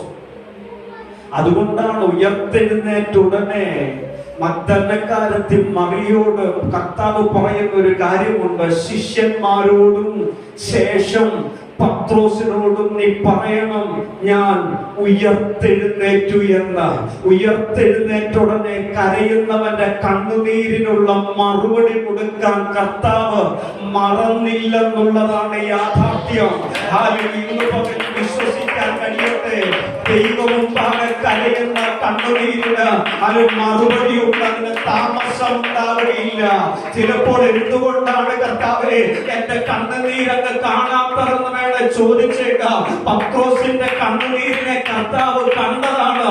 എന്നാൽ അവന് ചെന്നാശ്വസിപ്പിക്കാൻ ആഗ്രഹമുണ്ടായിട്ടും കഴിയാത്ത സാഹചര്യമായിരുന്നു. എന്നാൽ ഉയർത്തെഴുന്നേറ്റ ഉടനെ കർത്താവ് പറയുന്ന ഒരു കാര്യമുണ്ട്. നീ പത്രോസിനോട് പറയണം, നീ കരഞ്ഞത് വൃഥാവായില്ല, നിന്റെ കണ്ണുനീര് വൃഥാവായില്ല, ഞാൻ നിനക്ക് വേണ്ടി ഇന്നും ഉണ്ടെന്ന് വെളിപ്പെടുത്തുന്ന കർത്താവ് ഹല്ലേലൂയ. ഇന്ന് പകൽ അങ്ങനെ സ്നേഹിക്കുന്ന ഒരു ദൈവമാണ് നമ്മുടെ കർത്താവ്. ആ സ്നേഹത്തിന്റെ ആഴം നമ്മൾ തിരിച്ചറിയട്ടെ. പലപ്പോഴും നമ്മുടെ പ്രാർത്ഥനകൾക്ക് ഉടനടി മറുപടികൾ വന്നില്ലെന്ന് വരാം, ഉടനടി ഹല്ലേലൂയ അനുഗ്രഹങ്ങൾ ലഭിച്ചില്ലെന്ന് വരാം. എന്നാൽ നിരാശപ്പെടരുത്. ഹല്ലേലൂയ മാറി നിൽക്കുന്നെങ്കിലും അതത് സമയങ്ങളിൽ ഇറങ്ങി വന്ന് പ്രാർത്ഥനയ്ക്ക് മറുപടി തരാം. നമ്മുടെ ദൈവം കരുണയുള്ള കർത്താവാണ്, കൃപയുള്ള കർത്താവാണ്. പത്രോസിനെ മറക്കാതെ അവിടുത്തെ പേര് പറഞ്ഞു വിളിക്കാൻ അവിടുത്തേക്ക് കഴിഞ്ഞെങ്കിൽ ഇന്ന് പകൽ നമ്മുടെയും ഹൃദയം അറിയുന്ന ദൈവം, നമ്മുടെയും പ്രാർത്ഥനകൾക്കൊരു ദൈവം നമുക്ക് വേണ്ടി വെളിപ്പെടും. അത് നിശ്ചയം. അവിടുന്ന് സ്നേഹവാനായ ദൈവം. ഹല്ലേലൂയ.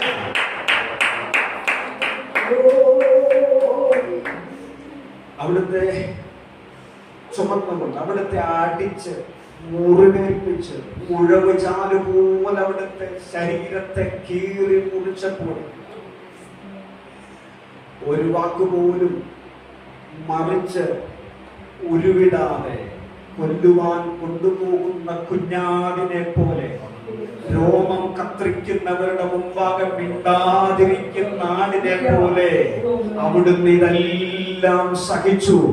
എന്തിനു വേണ്ടി കർത്താവ് ഇതെല്ലാം സഹിച്ചു? നമ്മൾ ചെയ്ത പാപത്തിന്റെ പരിഹാരത്തിനായി.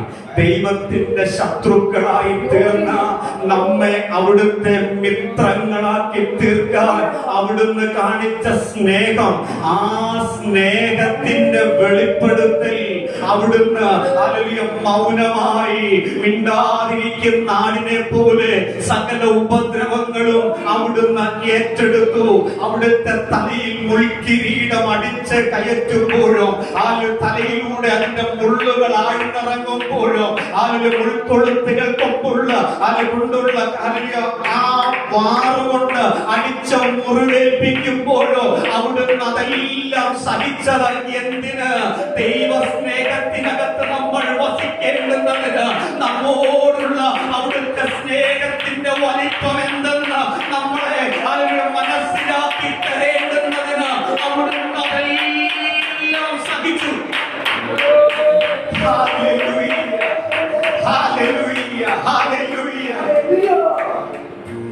അവിടുത്തെ വലിച്ചുകൊണ്ട് എടുത്ത പൊങ്ങാത്തൊരു ക്രൂശ് എടുത്ത് അവന്റെ തലമേൽ വെച്ച് തലയോടിടവന്ന സ്ഥലത്തേക്ക് അവനെ അടിച്ചുകൊണ്ട് പോയി. ഹല്ലേലൂയ. ഒരു ഗ്ലാസ് വെള്ളം കിട്ടാതെ ഉറക്കം നിഷേധിക്കപ്പെട്ടവനായി ശരീരം മുഴുവൻ ഉഴവചാല് പോലെ കീറപ്പെട്ടവനായി നിവർന്ന് നിൽക്കാൻ കെൽപ്പില്ലാതെ നിൽക്കുന്ന കർത്താവിന്റെ ചുമലിലേക്ക് ഒരു പച്ച പൈൻ മരം കുരിശെടുത്ത് വെച്ചുകൊണ്ട് പടയാളികൾ ആക്രോശിച്ചു പറഞ്ഞു, നീ നടക്കണം. അതും വലിച്ച ഏന്തി വലിഞ്ഞ് അവിടുന്ന് നടക്കുമ്പോൾ അത് ചുമക്കാനുള്ള ശേഷിയില്ലാതെ നിലത്തേക്ക് വീഴുന്നുടനെ വീണ്ടും അവനെ അടിച്ച് എഴുന്നേൽക്കടാ എന്ന് പറഞ്ഞ് ശക്തമായി ഉപദ്രവിക്കുമ്പോൾ വീണ്ടും അവിടുന്ന് എഴുന്നേറ്റ് ആ കുരിശും ചുമന്നുകൊണ്ട് വേച്ച് ഹല്ലേലൂയ മലയിലേക്ക് അവിടുന്ന് നടന്ന് നീങ്ങുകയാണ്. അങ്ങനെ നടന്ന് നീങ്ങുമ്പോഴും ഒരു കൂട്ടം ആളുകൾ ചുറ്റും നിന്ന് കർത്താവിനെ പരിഹസിക്കുന്നു. ഇവൻ രോഗിക്ക് സൗഖ്യം കൊടുത്തവനല്ലേ, പിന്നെ എന്തുകൊണ്ട് തന്നെത്താൻ വിടുവിക്കുന്നില്ല, സൗഖ്യമാക്കുന്നില്ല? കഴിഞ്ഞ ദിവസങ്ങളിൽ അധികാരത്തോടെ സംസാരിച്ചവനല്ലേ, ഇപ്പോഴെന്തുകൊണ്ട് അധികാരത്തെ ഉപയോഗിക്കുന്നില്ല? ഒറ്റ കാരണമേ ഉള്ളൂ, നമ്മളെ സ്നേഹിക്കുന്ന ആ സ്നേഹം വെളിപ്പെടുത്തുന്നു എന്നുള്ള ഒറ്റ കാരണമാണ് അവിടുന്ന് പ്രതികരിക്കാതെ ഇതെല്ലാം അനുഭവിച്ചത്. ആ അധികാരമില്ലാഞ്ഞിട്ടല്ല, ബലമില്ലാത്തത് കൊണ്ടല്ല, ഞാനത് അനുഭവിക്കേണ്ടുന്നതാണ്. എന്നാൽ എന്നെ കൊണ്ട് അതിനെ താങ്ങാൻ പറ്റില്ലെന്നുള്ള തിരിച്ചറിവിൽ ഞാൻ അനുഭവിക്കേണ്ടുന്നതിനെ അവിടുന്ന് ഏറ്റെടുത്തത് കൊണ്ട് അവിടുന്ന് എല്ലാം അനുഭവിച്ചു.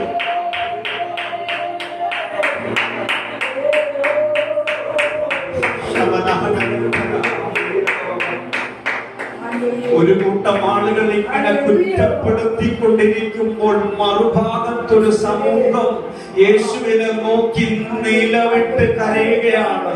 ഹല്ലേലൂയ, എന്റെ കർത്താവിന് സംഭവിച്ചല്ലോ എന്ന് പറഞ്ഞ് അത് നിലവിളിക്കുന്ന നിലവിളി. ഒരു ഭാഗത്ത് കുറ്റപ്പെടുത്തുമ്പോൾ മറുഭാഗത്ത് കരയുന്ന യെരൂശലേം സ്ത്രീകൾ. ഹല്ലേലൂയ, ഇങ്ങനെ ഒരു വലിയ പുരുഷാരവും തന്നെ പിൻപറ്റിക്കൊണ്ടിരിക്കുമ്പോൾ അവിടുന്ന് കള്ളന്മാരുടെ നടുവിൽ കുരിശും ചുമന്നുകൊണ്ട് നടന്നു നീങ്ങുകയാണ്. അങ്ങനെ വീണ്ടും എഴുന്നേറ്റും നടന്നു പോയിക്കൊണ്ടിരിക്കുമ്പോൾ അവസാനം ഒരു വീഴ്ച കൂടെ അവിടുന്ന് നിലത്തേക്ക് വീണിട്ട് എഴുന്നേക്കാൻ പറ്റാത്ത അനുഭവത്തിലേക്ക് താനായി. പടയാളികൾ പുറംനടുക വീണ്ടും അടിച്ചു. എഴുന്നേൽക്കാൻ കൽപ്പന പുറപ്പെടുവിച്ചു. എഴുന്നേൽക്കണമെന്ന് ആഗ്രഹമുണ്ട്, എന്നാൽ തന്റെ ശരീരം അതിന് അനുവദിക്കാതെ പുറത്തു വീണ കുരിശു മാറ്റാൻ പോലും കഴിയാതെ അതിനകത്ത് ഞെരിഞ്ഞമർന്ന് കിടക്കുമ്പോൾ ഇവനെ കൊണ്ട് ഇനി ഇത് പൊക്കാൻ കഴിയത്തില്ലെന്ന് പടയാളികൾ തിരിച്ചറിഞ്ഞ ആ സമയം അടുത്തു നിന്നൊരുത്തനെ വിളിച്ചിട്ട് പറഞ്ഞു, വേഗം അവന്റെ കുരിശ് അവന്റെ മുകളിൽ നിന്ന് എടുക്കുക. കുറേനക്കാരനായ ശിമോൻ അവനെ കൊണ്ട് കുരിശിനെ പടയാളികൾ ബലപ്രയോഗിച്ചെടുപ്പിച്ചു. അവൻ ആ കുരിശ് ചുമന്നു. കുരിശ് ചുമന്ന് മാറ്റിയപ്പോൾ കർത്താവ് നിലത്തുനിന്ന് ഏന്തി വലിഞ്ഞ്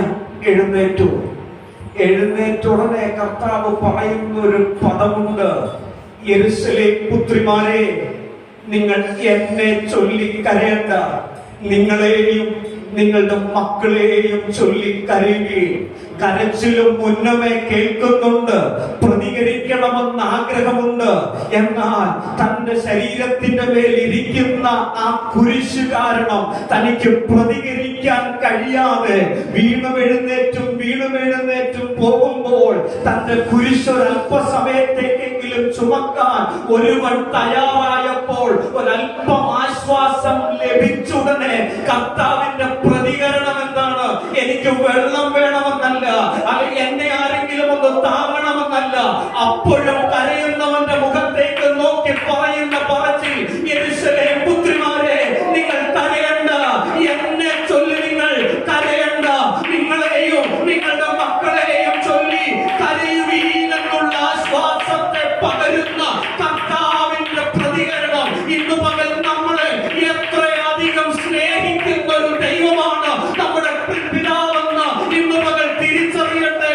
എടുക്കാൻ പൊങ്ങാത്ത കുരിശും ചുമത്തിക്കൊണ്ടു പോകുമ്പോഴോ നേരെ നിൽക്കാൻ കഴിയാതെ ശരീരം ബലഹീനമായിരിക്കുമ്പോഴോ തന്റെ മുൻപാകെ കരയുന്ന സ്ത്രീകളുടെ കണ്ണുനീരിന്റെ മുന്നിൽ മറുപടി കൊടുക്കുന്ന ഒരു ദൈവം. അത്രയും വേദനയുടെ നടുവിൽ നമ്മുടെ കണ്ണുനീര് കാണാൻ കർത്താവിന് കഴിയുമെങ്കിൽ ഇന്ന് പകൽ ഉപവാസത്തോടും പ്രാർത്ഥനയോടും ദൈവമുഖം അന്വേഷിക്കുന്ന ദൈവമക്കളെ, അവിടുത്തേക്ക് നമ്മോടുള്ള സ്നേഹത്തിന്റെ ആഴം ഇന്ന് പകൽ തിരിച്ചറിയട്ടെ. കാൺമീൻ, നാം ദൈവമക്കളെന്ന് വിളിക്കപ്പെടാൻ കർത്താവ് എത്ര വലിയ സ്നേഹം നൽകിയിരിക്കുന്നു. ഹല്ലേലൂയ. കരയുന്നവരെ കാണുന്ന കർത്താവ് അവരോടൊന്ന് പറഞ്ഞു, ശീമോന്റെ മുഖത്തേക്ക് ഒരു നോട്ടം. ഹല്ലേലൂയ. പിന്നത്തെ ശീമോനും കുടുംബവും അനുഗ്രഹിക്കപ്പെട്ടു, കർത്താവിൽ പ്രസിദ്ധനായി തീർന്നെന്ന് തിരുവചനം.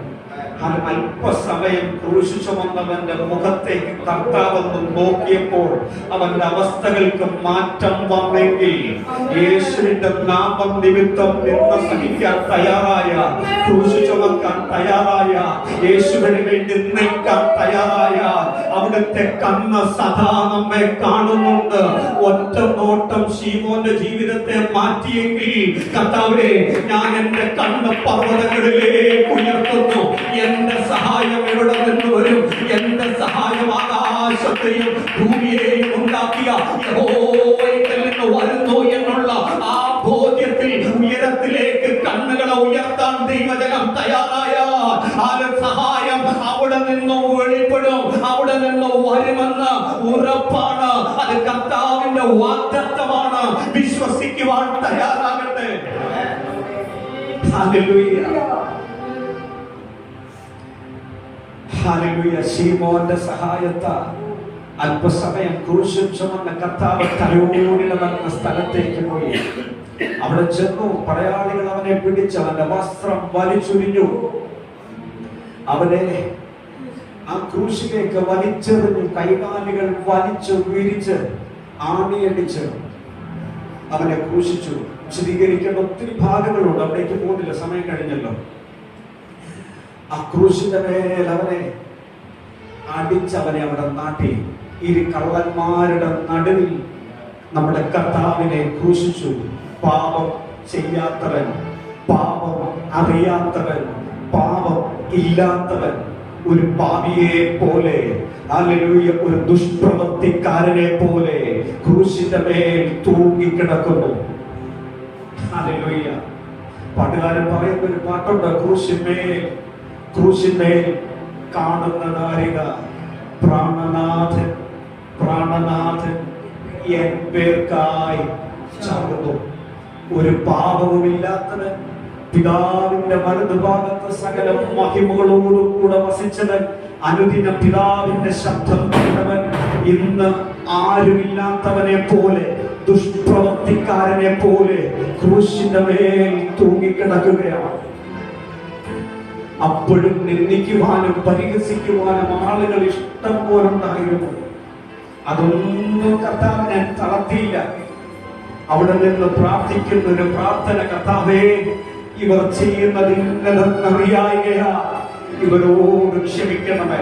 അവിടെ കിടക്കുമ്പോഴും കണ്ണുനീരോടെ തന്റെ ജനത്തിനു വേണ്ടി പ്രാർത്ഥിക്കുന്ന കർത്താവ്, നിലവിളിക്കുന്ന കർത്താവ്, ഹല്ലേലൂയ, ചെയ്യേണ്ടതെല്ലാം ചെയ്തു തീർത്തിട്ട് ഉയരത്തിലേക്ക് നോക്കി കർത്താവ് വിളിച്ചു പറഞ്ഞു, സകലവും നിവൃത്തിയായി, സകലവും നിവൃത്തിയായി.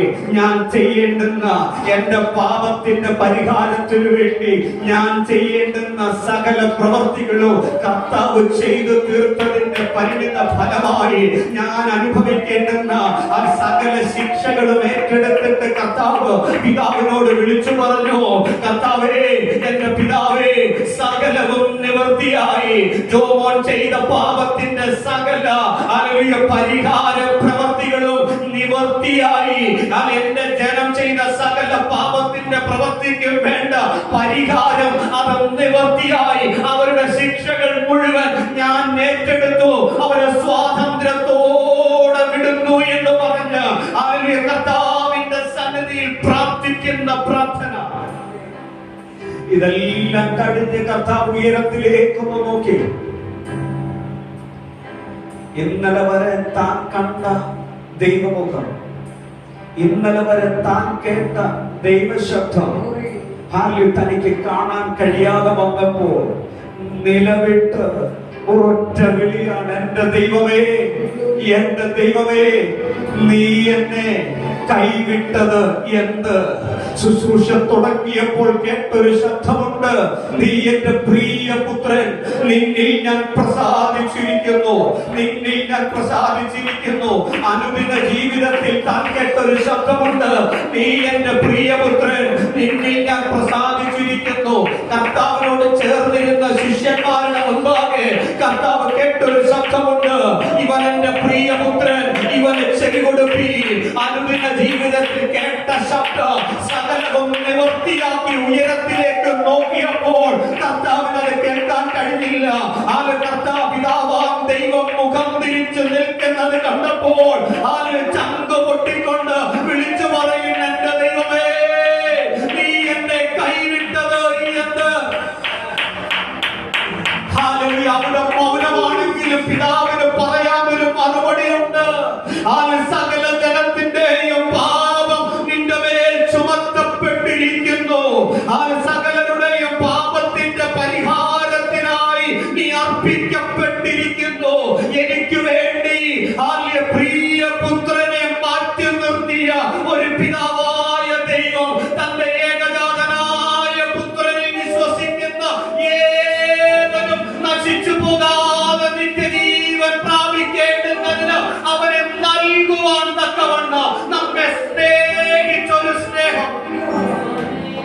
ഹല്ലേലൂയ. നമ്മുടെ യോഗ്യത കണ്ടല്ല കർത്താവ് നമ്മെ സ്നേഹിച്ചത്, നമ്മുടെ കഴിവ് കണ്ടല്ല കർത്താവ് നമ്മെ സ്നേഹിച്ചത്. ഒരു യോഗ്യതയും പറയാനില്ലാതിരുന്നപ്പോൾ, ഒരു മിടുക്കും പറയാനില്ലാതിരുന്നപ്പോൾ, ശത്രുക്കളായിരുന്നപ്പോൾ തമ്പുരാൻ നമ്മെ സ്നേഹിച്ചിട്ട് പറയുകയാണ്, കാണി ദൈവത്തിന്റെ മക്കളെന്ന് വിളിക്കപ്പെടാൻ എത്ര വലിയ സ്നേഹമാണ് ദൈവം നമുക്ക് തന്നിരിക്കുന്നത്. തന്റെ ജീവൻ തന്ന് നമ്മെ സ്നേഹിച്ച കർത്താവ്. ഹല്ലേലൂയ. അത്രത്തോളം ആഴമായി സ്നേഹിച്ച കർത്താവ്. ആ സ്നേഹത്തിനകത്ത് നമ്മൾ വസിക്കുമ്പോൾ, ഹല്ലേലൂയ, ആ സ്നേഹം അനുഭവിച്ച് ജീവിക്കാൻ നാം സമർപ്പിക്കപ്പെടുമ്പോൾ, അടുത്തത് നമ്മുടെ കുറിവാക്യം, നമ്മെ ആ സ്നേഹത്തിനകത്തുനിന്നും മാറ്റിക്കളയാൻ പിശാച് പ്രവർത്തിക്കും. ആ പ്രവൃത്തിയെ തിരിച്ചറിയാൻ നമുക്ക് കഴിയണം. എങ്ങനെയാണ് പിശാച് നമ്മളെ തെറ്റിച്ച് കളയുന്നത്? ഒന്ന്, പാപം. പാപം ക്രിസ്തുവിന്റെ സ്നേഹത്തിനകത്തുനിന്ന് നമ്മെ മാറ്റിക്കളയുക എന്നുള്ളതാണ് പിശാചിന്റെ തന്ത്രം. ആ ഒറ്റ ലക്ഷ്യമേ പിശാചിന് ഉള്ളൂ.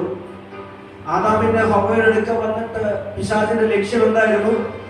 ഏദൻ തോട്ടത്തിൽ നിന്ന് പുറത്താക്കി ഏദൻ തോട്ടം അവകാശമാക്കുക എന്നുള്ളതല്ലായിരുന്നു പിശാചിന്റെ ലക്ഷ്യം. അവരിപ്പോൾ അനുഭവിക്കുന്ന നന്മകളെ മൊത്തം മാറ്റിക്കളയുക എന്നുള്ളതല്ലായിരുന്നു പിശാചിന്റെ ലക്ഷ്യം. പിശാചിന് ഒറ്റ ലക്ഷ്യമേ ഉള്ളായിരുന്നു, ഈ ദൈവത്തോടുള്ള ബന്ധത്തിൽ നിന്ന് അവരെ അകറ്റിക്കളയുക എന്നുള്ള ഒറ്റ ലക്ഷ്യമേ പിശാചിനുണ്ടായിരുന്നു. ഇന്നും പിശാചിന്റെ ഒറ്റ ലക്ഷ്യമേ ഉള്ളൂ, ഒറ്റ അജണ്ടയേ ഉള്ളൂ. ക്രിസ്തുവിന്റെ സ്നേഹത്തിനകത്ത് നിന്ന് ദൈവത്തിന്റെ ജനത്തെ മാറ്റിക്കളയുക എന്നുള്ള ഒറ്റ അജണ്ടയാണ് പിശാചിനുള്ളത്. അത് തിരിച്ചറിഞ്ഞ പൗലോസ് പറയാ, ആ സ്നേഹത്തിനകത്തും എന്നെ വേർതിരിക്കുന്നത് എന്ന് പറയുന്നത് നമുക്ക് പറയാൻ കഴിയണം. ക്രിസ്തുവിന്റെ സ്നേഹത്തിനകത്തുനിന്ന് എന്നെ വേർതിരിക്കാൻ ഒരു ശക്തിക്കും കഴിയത്തില്ല. അത് കഷ്ടതയാണെങ്കിലും, പട്ടിണിയാണെങ്കിലും, നഗ്നതയാണെങ്കിലും, ആപത്താണെങ്കിലും, വാളാണെങ്കിലും, ആ സ്നേഹത്തിനകത്തുനിന്ന് എന്നെ മാറ്റി നിർത്താൻ ഉലകത്തിൽ ഒരു ശക്തിക്കും കഴിയുകയില്ലെന്ന് പ്രഖ്യാപിക്കാൻ ദൈവമക്കൾക്ക് കഴിയണം. ഹല്ലേലൂയ. അപ്പോ പിശാചിന്റെ തന്ത്രം ദൈവത്തിൽ നിന്ന് അകറ്റിക്കളയും. വായിക്കാം 1-2 വാക്യം. റോമലേഖനം 1-ാമത്തെ അധ്യായം 21-ാം വാക്യം. റോമലേഖനം 1-ാം അധ്യായം. അവർ ദൈവത്തെ അറിഞ്ഞിട്ടും അവനെ ദൈവമെന്ന് ഓർക്ക് മഹത്വീകരിക്കുകയോ നന്ദി കാണിക്കുകയോ ചെയ്യാതെ തങ്ങളുടെ നിരൂപണങ്ങളിൽ വ്യർത്ഥരായിത്തീർന്നു. അവരുടെ വിവേകമില്ലാത്ത. എന്താണ് അവിടെ പറഞ്ഞിരിക്കുന്നത്? 1:21 പറയുകയാണ്, അവർ ദൈവത്തെ അറിഞ്ഞിട്ടും അവനെ ദൈവമെന്ന് ഓർക്ക് മഹത്വീകരിക്കുകയോ. ദൈവത്തെ അറിഞ്ഞിട്ടും ദൈവമെന്നോർത്ത് മഹത്വീകരിക്കുകയോ നന്ദി കാണിക്കുകയോ ചെയ്യാതെ തങ്ങളുടെ നിരൂപണങ്ങളിൽ വ്യർത്ഥരായിത്തീർന്നു.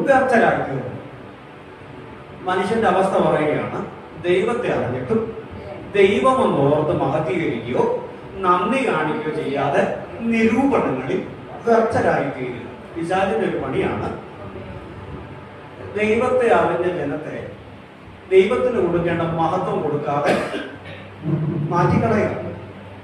2 കാര്യമാണ്: ദൈവമെന്നോർത്ത് മഹത്വീകരിക്കുക, നന്ദി കാണിക്കുക. ദൈവത്തിന് വേണ്ടത് അതേ ഉള്ളൂ. നമ്മുടെ കാശ് ദൈവത്തിന് വേണ്ട. നമ്മുടെ ഒന്നും ദൈവത്തിന് ഒന്നും കൊടുത്തിട്ട് ദൈവത്തെ പ്രസാദിപ്പിക്കാൻ നമുക്ക് പിന്നെ ചെയ്യാൻ പറ്റുന്ന ഒറ്റ കാര്യമുണ്ട്. കർത്താവേ, അങ്ങ് ഉന്നതനെന്ന് പറഞ്ഞിട്ട് ഒരുപാട് വീഴാമെന്നല്ലാതെ ഒന്നും ചെയ്യാൻ നമുക്ക് പറ്റില്ല. ഇവിടെ പറയുന്നത് പിശാചിന്റെ തന്ത്രം എന്താണ്? ദൈവത്തെ അറിഞ്ഞവർ ദൈവത്തിന് മഹത്വം കൊടുക്കണ്ട, മഹത്വം കൊടുക്കരുത്.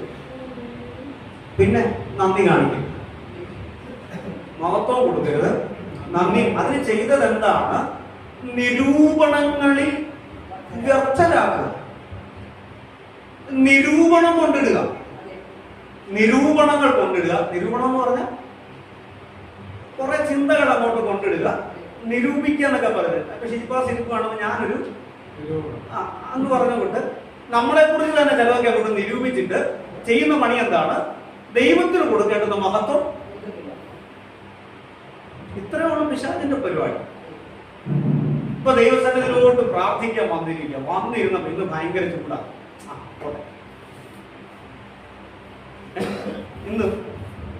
ഇന്ന് ശരീരത്തിനൊരു നമ്മൾ വന്നിരുന്ന നിരൂപിക്കുകയാണ്. ഇന്ന് ശരീരത്തിനൊരു സുഖം ഇല്ല, ഇന്ന് ആകെ ക്ഷീണം, അങ്ങ് ടെൻഷനാണ്. അതുകൊണ്ട് എന്താ പറ്റുന്നത്? ദൈവത്തിന് കൊടുക്കേണ്ടുന്ന മഹത്വം കൊടുക്കുകയോ നന്ദി കാണിക്കുകയോ ചെയ്യാതെ പുള്ളി ജയിച്ചു. ആരും? പിശാച്. ഹല്ലേലൂയ. കുറെ കാര്യം പറയാനുണ്ട്, എന്നാലും ഞാൻ നിർത്തുകയാണ്. ദൈവമെന്നോർത്തു ദൈവത്തെ മഹത്വീകരിക്കാതിരിക്കാൻ പിശാച് പ്രവർത്തിക്കുന്നു, നന്ദി കാണിക്കാതിരിക്കാൻ പിശാച് പ്രവർത്തിക്കുന്നു. അപ്പൊ ദൈവമക്കൾ ചെയ്യേണ്ടത് എന്താണ്? പിശാചിന്റെ പ്രവർത്തികളെ അഴിപ്പാൻ ദൈവപുത്രൻ പ്രത്യക്ഷനായി. എന്റെ ജീവിതത്തിൽ കർത്താവ് പ്രത്യക്ഷപ്പെട്ടെങ്കിൽ ഞാൻ ചെയ്യേണ്ടത് എന്താണ്? ദൈവത്തിന് അവിടുത്തെ നാമത്തിന്റെ മഹത്വം ഞാൻ കൊടുക്കുമെന്നുള്ള തീരുമാനത്തിലായിരിക്കണം നമ്മുടെ ക്രിസ്തീയ ജീവിതം. ഹലോ, എന്നെ കൊണ്ട് മഹത്വം കൊടുക്കാൻ പറ്റത്തില്ലെന്നാണ് എന്റെ മനസ്സിൽ തോന്നിയാൽ ഞാൻ ചെയ്യേണ്ടത് എന്താണ്? ഇന്ന് ഞാൻ കൊടുത്തിട്ടേ പോകത്തുള്ളെന്ന് ഹൃദയത്തിനകത്ത് അങ്ങ് ഉറപ്പിക്കാനുള്ളതാണ് നമുക്ക് ചെയ്യാൻ പറ്റുന്നത്. അങ്ങനെ ആ പിശാചിന്റെ പ്രവൃത്തികളെ അഴിക്കേണ്ടുന്നതിന് ദൈവത്തോടടുത്ത് ചെല്ലുവിൻ, പിശാചിനോട് എതിർത്ത് നിൽപ്പി, എന്നാൽ അവൻ നിങ്ങളെ വിട്ട് ഓടിപ്പോകും. പിശാചിനോട് എങ്ങനെ എതിർത്ത് നിൽക്കുന്ന? പോ പിശാചെ എന്ന് പറഞ്ഞാൽ പിശാചിനോട് എതിർത്ത് നിൽക്കുകയാണ്. പിശാചി ഹൃദയത്തിനകത്തൊരു നിരൂപണം കൊണ്ടിട്ടേക്കാണ്, ഇപ്പൊ തന്നെ നമ്മുടെ കൊണ്ടിട്ടേക്കാണ്. ഇന്ന് ശരീരത്തിന് ക്ഷീണമാണ്. ക്ഷീണമില്ല, പ്രായമുള്ളവർക്ക് ക്ഷീണമുണ്ട്, ആ കാര്യമല്ല പറഞ്ഞത്. ഒരു പൊതു ചിന്ത കൊണ്ടിട്ട് ക്ഷീണമാണ് ഒരു പിശാച് കൊണ്ട് ഞാൻ അവിടെ നിന്നുകൊണ്ട് ഇന്ന് ശാസിക്കുകയാണ്. പോ പിശാചെ എന്ന് പറഞ്ഞാൽ എന്റെ അകത്ത് നിരൂപണം കിടക്കുന്നിടത്തോളം പുള്ളി. ഞാൻ ചെയ്യേണ്ടത് എന്താണ്? ഇന്ന് ഞാൻ ദൈവത്തെ മഹത്വപ്പെടുത്താനാണ് എനിക്ക് ജീവിതം തന്നത്, ഞാനത് കൊടുത്തിട്ടേ പോകത്തുള്ളത് പറഞ്ഞ് അങ്ങോട്ട് കൊടുക്കാൻ തുടങ്ങുമ്പോഴാണ് നമ്മൾ ദൈവത്തോട് അടുക്കുന്നു, പിശാചിനോട്. ഹല്ലേലൂയ. പിശാചിനെ ഒത്തിരി ശാസിക്കുന്ന പിശാചിന് ഭയങ്കര ഇഷ്ടമാണ്. സാധാരണ എപ്പോഴാണ് ശാസിക്കുന്നത്? പുള്ളിയുടെ ഭാഗം ജയിച്ചെന്ന് കാണുമ്പോഴാണ് നമ്മൾ ഇരുന്ന് ശാസിക്കുന്നത്. ആ ശാസന കേൾക്കുമ്പോൾ പുള്ളിക്കറിയാം എന്തോ കയറി, എന്റെ ഭാഗം എന്തോ ജയിച്ചിട്ട് ഉണ്ട്, എന്തോ സംഭവിച്ചിട്ടുണ്ട്. എന്നാ പിന്നെ ഇച്ചിരൂടെ ശക്തിക്ക് അങ്ങ്. അതേസമയം ആ സംഗതിയെ മൈൻഡ് ചെയ്യാതെ ദൈവത്തിന് മഹത്വം കൊടുക്കാൻ തുടങ്ങിയ കുറെ നേരമൊക്കെ നോക്കി നിന്നിട്ട് പുള്ളി മുന്നോട്ട് വയ്ക്കും. പക്ഷെ നമ്മുടെ പ്രശ്നം എന്ന് പറഞ്ഞാൽ നമ്മൾ വന്നിരിക്കുമ്പോ ശാസന അങ്ങോട്ട്, അപ്പൊ കൊടുക്കേണ്ടുന്ന മഹത്വം മൊത്തം ശാസനയ്ക്കകത്തങ്ങ് ഇവിടില്ലേ? സ്തോത്രം.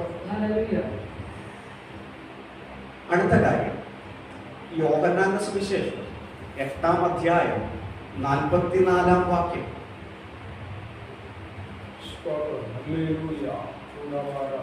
നിങ്ങൾ പിശാചെന്ന പിതാവിന്റെ മക്കൾ നിങ്ങളുടെ പിതാവിന്റെ മോഹങ്ങളെ ചെയ്യുവാനും ഇച്ഛിക്കുന്നു. അവൻ ആദ്യം മുതൽ കൊലപാതകനായിരുന്നു. പിശാചിന്റെ മോഹങ്ങളെ ചെയ്യുവാൻ ഇച്ഛിക്കുന്നു. പിശാചിന്റെ മോഹങ്ങളെ ചെയ്യുവാൻ ഇച്ഛിക്കുന്നു. പിശാചിന്റെ അടുത്ത പരിപാടി എന്ന് പറഞ്ഞാൽ മോഹം കൊണ്ട് ഇടുക. മോഹം കൊണ്ട് ഇടുക.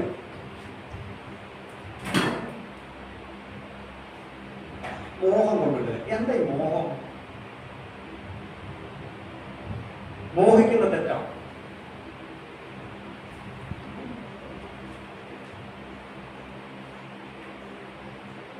ഒരു മോഹം.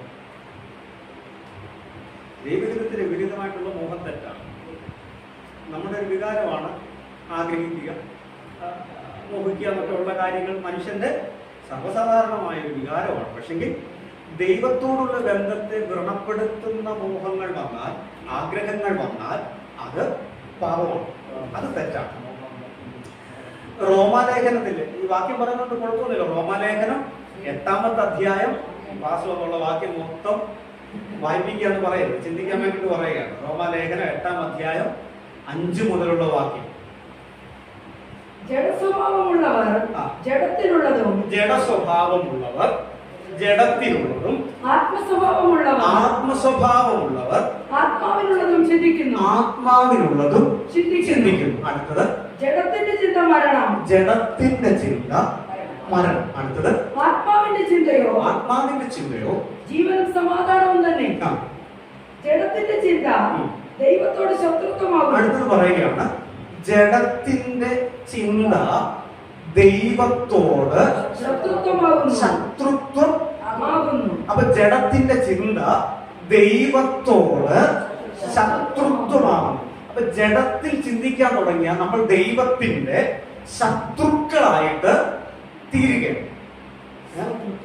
ഞാൻ ദൈവത്തിനെതിരെ പറയണ്ട, യേശു ക്രിസ്തുവിനെതിരെ ഞാൻ സംസാരിക്കണ്ട, യേശു ദൈവമല്ലെന്നൊന്നും ഞാൻ പറയണ്ട. ദൈവത്തിന്റെ ജനമായ ഞാൻ ജഡത്തിൽ ചിന്തിക്കാൻ തുടങ്ങുമ്പോഴേ പ്രമാണം പറയുകയാണ്, അത് ദൈവത്തോട് ശത്രുത്വമാകുന്നു. ജഡത്തിൽ ചിന്ത വരുമ്പോഴേ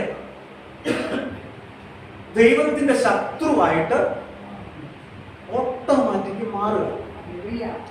ഇത് പിശാചിനും നല്ലോണം അറിയാം. അപ്പൊ പിശാച് ചെയ്യുന്നത് എന്താണ്? ഒരു ചിന്ത കൊണ്ട് ഇടുക. നമ്മൾ ഇന്റർനാഷണൽ തെറ്റുകളാണ് ചെയ്യുന്നില്ലെന്നും പറഞ്ഞുകൊണ്ട് നമ്മുടെ ലിസ്റ്റ് ഉണ്ട്. ഇന്ന ഒന്നും ഞാൻ ചെയ്യുന്നില്ല, അതുകൊണ്ട് ഞാൻ ഓക്കെ ആണെന്ന് നമ്മൾ പറയുമ്പോൾ പിശാച് ഒരു ചിന്ത കൊണ്ടിട്ടേച്ച് അവിടോട്ട് ചെന്ന് പറയും, നമ്മുടെ പുള്ളി ഇപ്പൊ ഞാൻ കൊടുത്ത സാധനം ചിന്തിച്ചുകൊണ്ട് ഇരിക്കും. ഇപ്പൊ നിന്റെ ശത്രു എവിടെ? പിതാവിന്റെ അടുത്ത് ചെന്നിട്ട് പറയുകയാണ്, പുള്ളി ഇപ്പൊ ഞാൻ കൊടുത്ത സാധനം ചിന്തിച്ചുകൊണ്ടാണ് ഇരിക്കുന്നത്, നിന്റെ ശത്രു. അപ്പൊ നമ്മൾ ഇവിടുന്ന് പറയുക, ഞാൻ ദൈവത്തിന്റെ പ്രിയ ഹല്ലേലൂയ, നമ്മൾ ദൈവത്തിന്റെ പ്രിയ മക്കൾ എന്ന് പറയുമ്പോൾ പിശാച് നമ്മുടെ അകത്തേക്ക് ഒരു ചിന്ത കൊണ്ട് അങ്ങോട്ടിട്ട് ആ ചിന്തയെ നമ്മൾ താലോലിക്കുന്ന ഉടനെ അങ്ങോട്ട് ചെന്ന് ഡയറക്റ്റ് അറ്റാക്കാണ്. ഓക്കെ, ഞാൻ വിടുന്നു ഭാഗങ്ങൾ. കൊലോസ്യ ലേഖനം 1:21 കൂടെ വായിച്ചങ്ങ് നിർത്താം. കൊലോസ്യർ 1:21.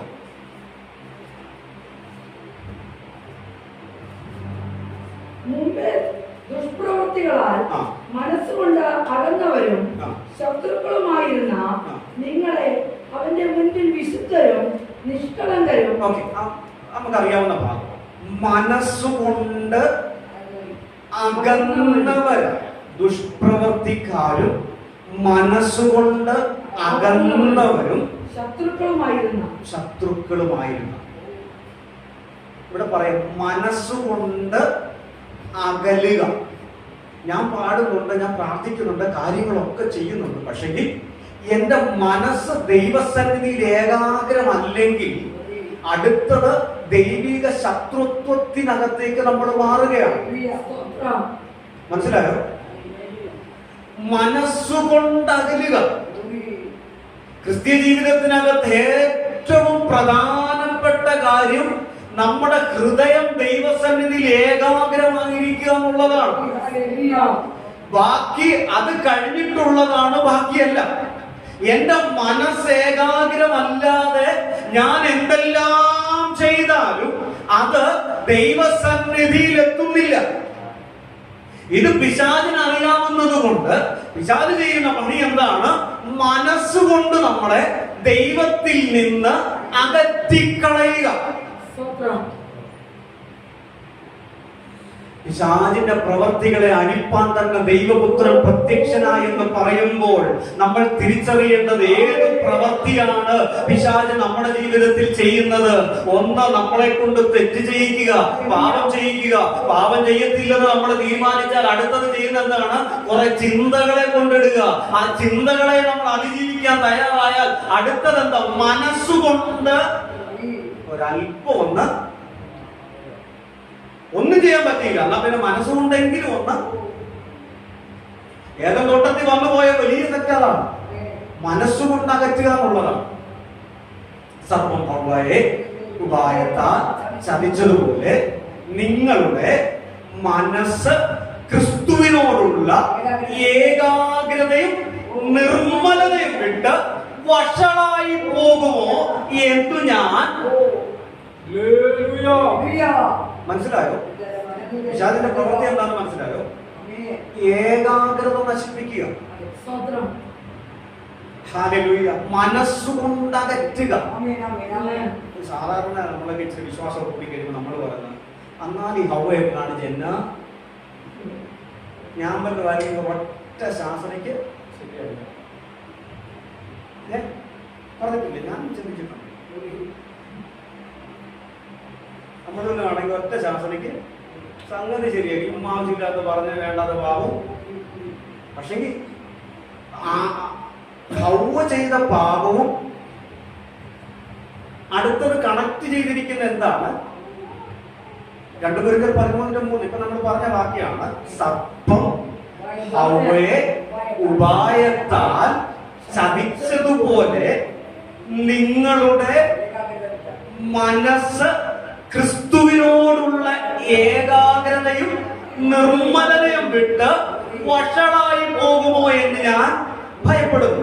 അപ്പോ സർപ്പം വീണുപോയതും നമ്മുടെ ഹവ്വ വീണുപോയതും നമ്മുടെ ഏകാഗ്രത നഷ്ടപ്പെടുന്നതും രണ്ടും ഒരുപോലെയാണ്. സർപ്പം ഹവ്വയെ ഉപായത്താൽ ചതിച്ചതുപോലെ നമ്മുടെ മനസ്സ് ക്രിസ്തുവിനോടുള്ള ഏകാഗ്രത വിട്ടുപോയ ഹവ്വ ചെയ്ത അതേ തെറ്റ് തന്നെയാണ്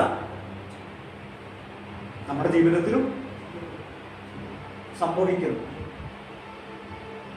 അപ്പോഴാണ് നമ്മളൊക്കെ പറയുന്നത് ഞാൻ വലിയ തെറ്റൊന്നും.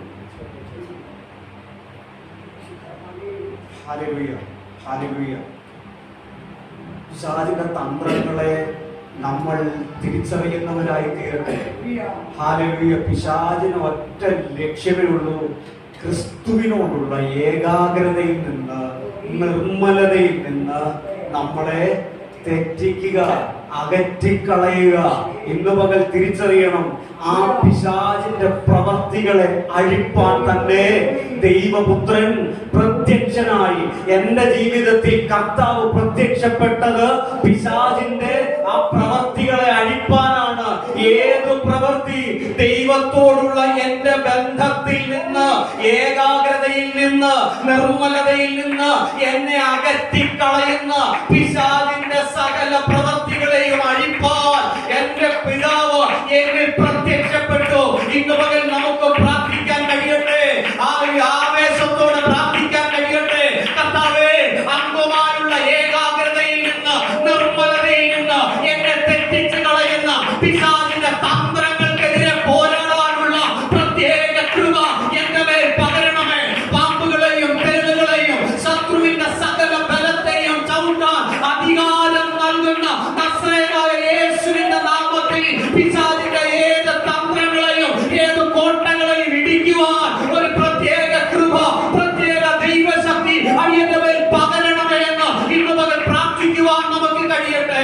എല്ലാ കണ്ണുകളും ദൈവസന്നിധിയിൽ അടച്ച് ഇന്ന് പകൽ ഹൃദയത്തെ ഒന്ന് ഏകാഗ്രമാക്കി തമ്പുരാനോടൊന്ന് പ്രാർത്ഥിക്കുവാൻ, ഇന്ന് പകൽ കേട്ട വചനത്തിന് മുൻപാകെ നമ്മെ തന്നെ ഒന്ന് സമർപ്പിച്ച് പ്രാർത്ഥിക്കുവാൻ നമുക്ക് കഴിയട്ടെ. ഹല്ലേലൂയ. പിശാചിന്റെ പ്രവർത്തികളെ അഴിപ്പാൻ തന്നെ ദൈവപുത്രൻ പ്രത്യക്ഷനായി. എന്താണ് പിശാചിന്റെ പ്രവൃത്തി? നമ്മളെ കൊണ്ട് പാപം ചെയ്യിച്ച് ദൈവത്തിൽ നിന്ന് നമ്മളെ അകറ്റിക്കളയുക, നമ്മുടെ ഏകാഗ്രതയെ നശിപ്പിച്ച് കളയുക, നമ്മുടെ നിർമ്മലതയെ നമ്മളിൽ നിന്ന് അകറ്റിക്കളയുക. അതാണ് പിശാചിന്റെ പ്രവൃത്തി. ആ പ്രവൃത്തികളെ അഴിപ്പാൻ ദൈവപുത്രൻ പ്രത്യക്ഷപ്പെടേണ്ടുന്ന ഒരു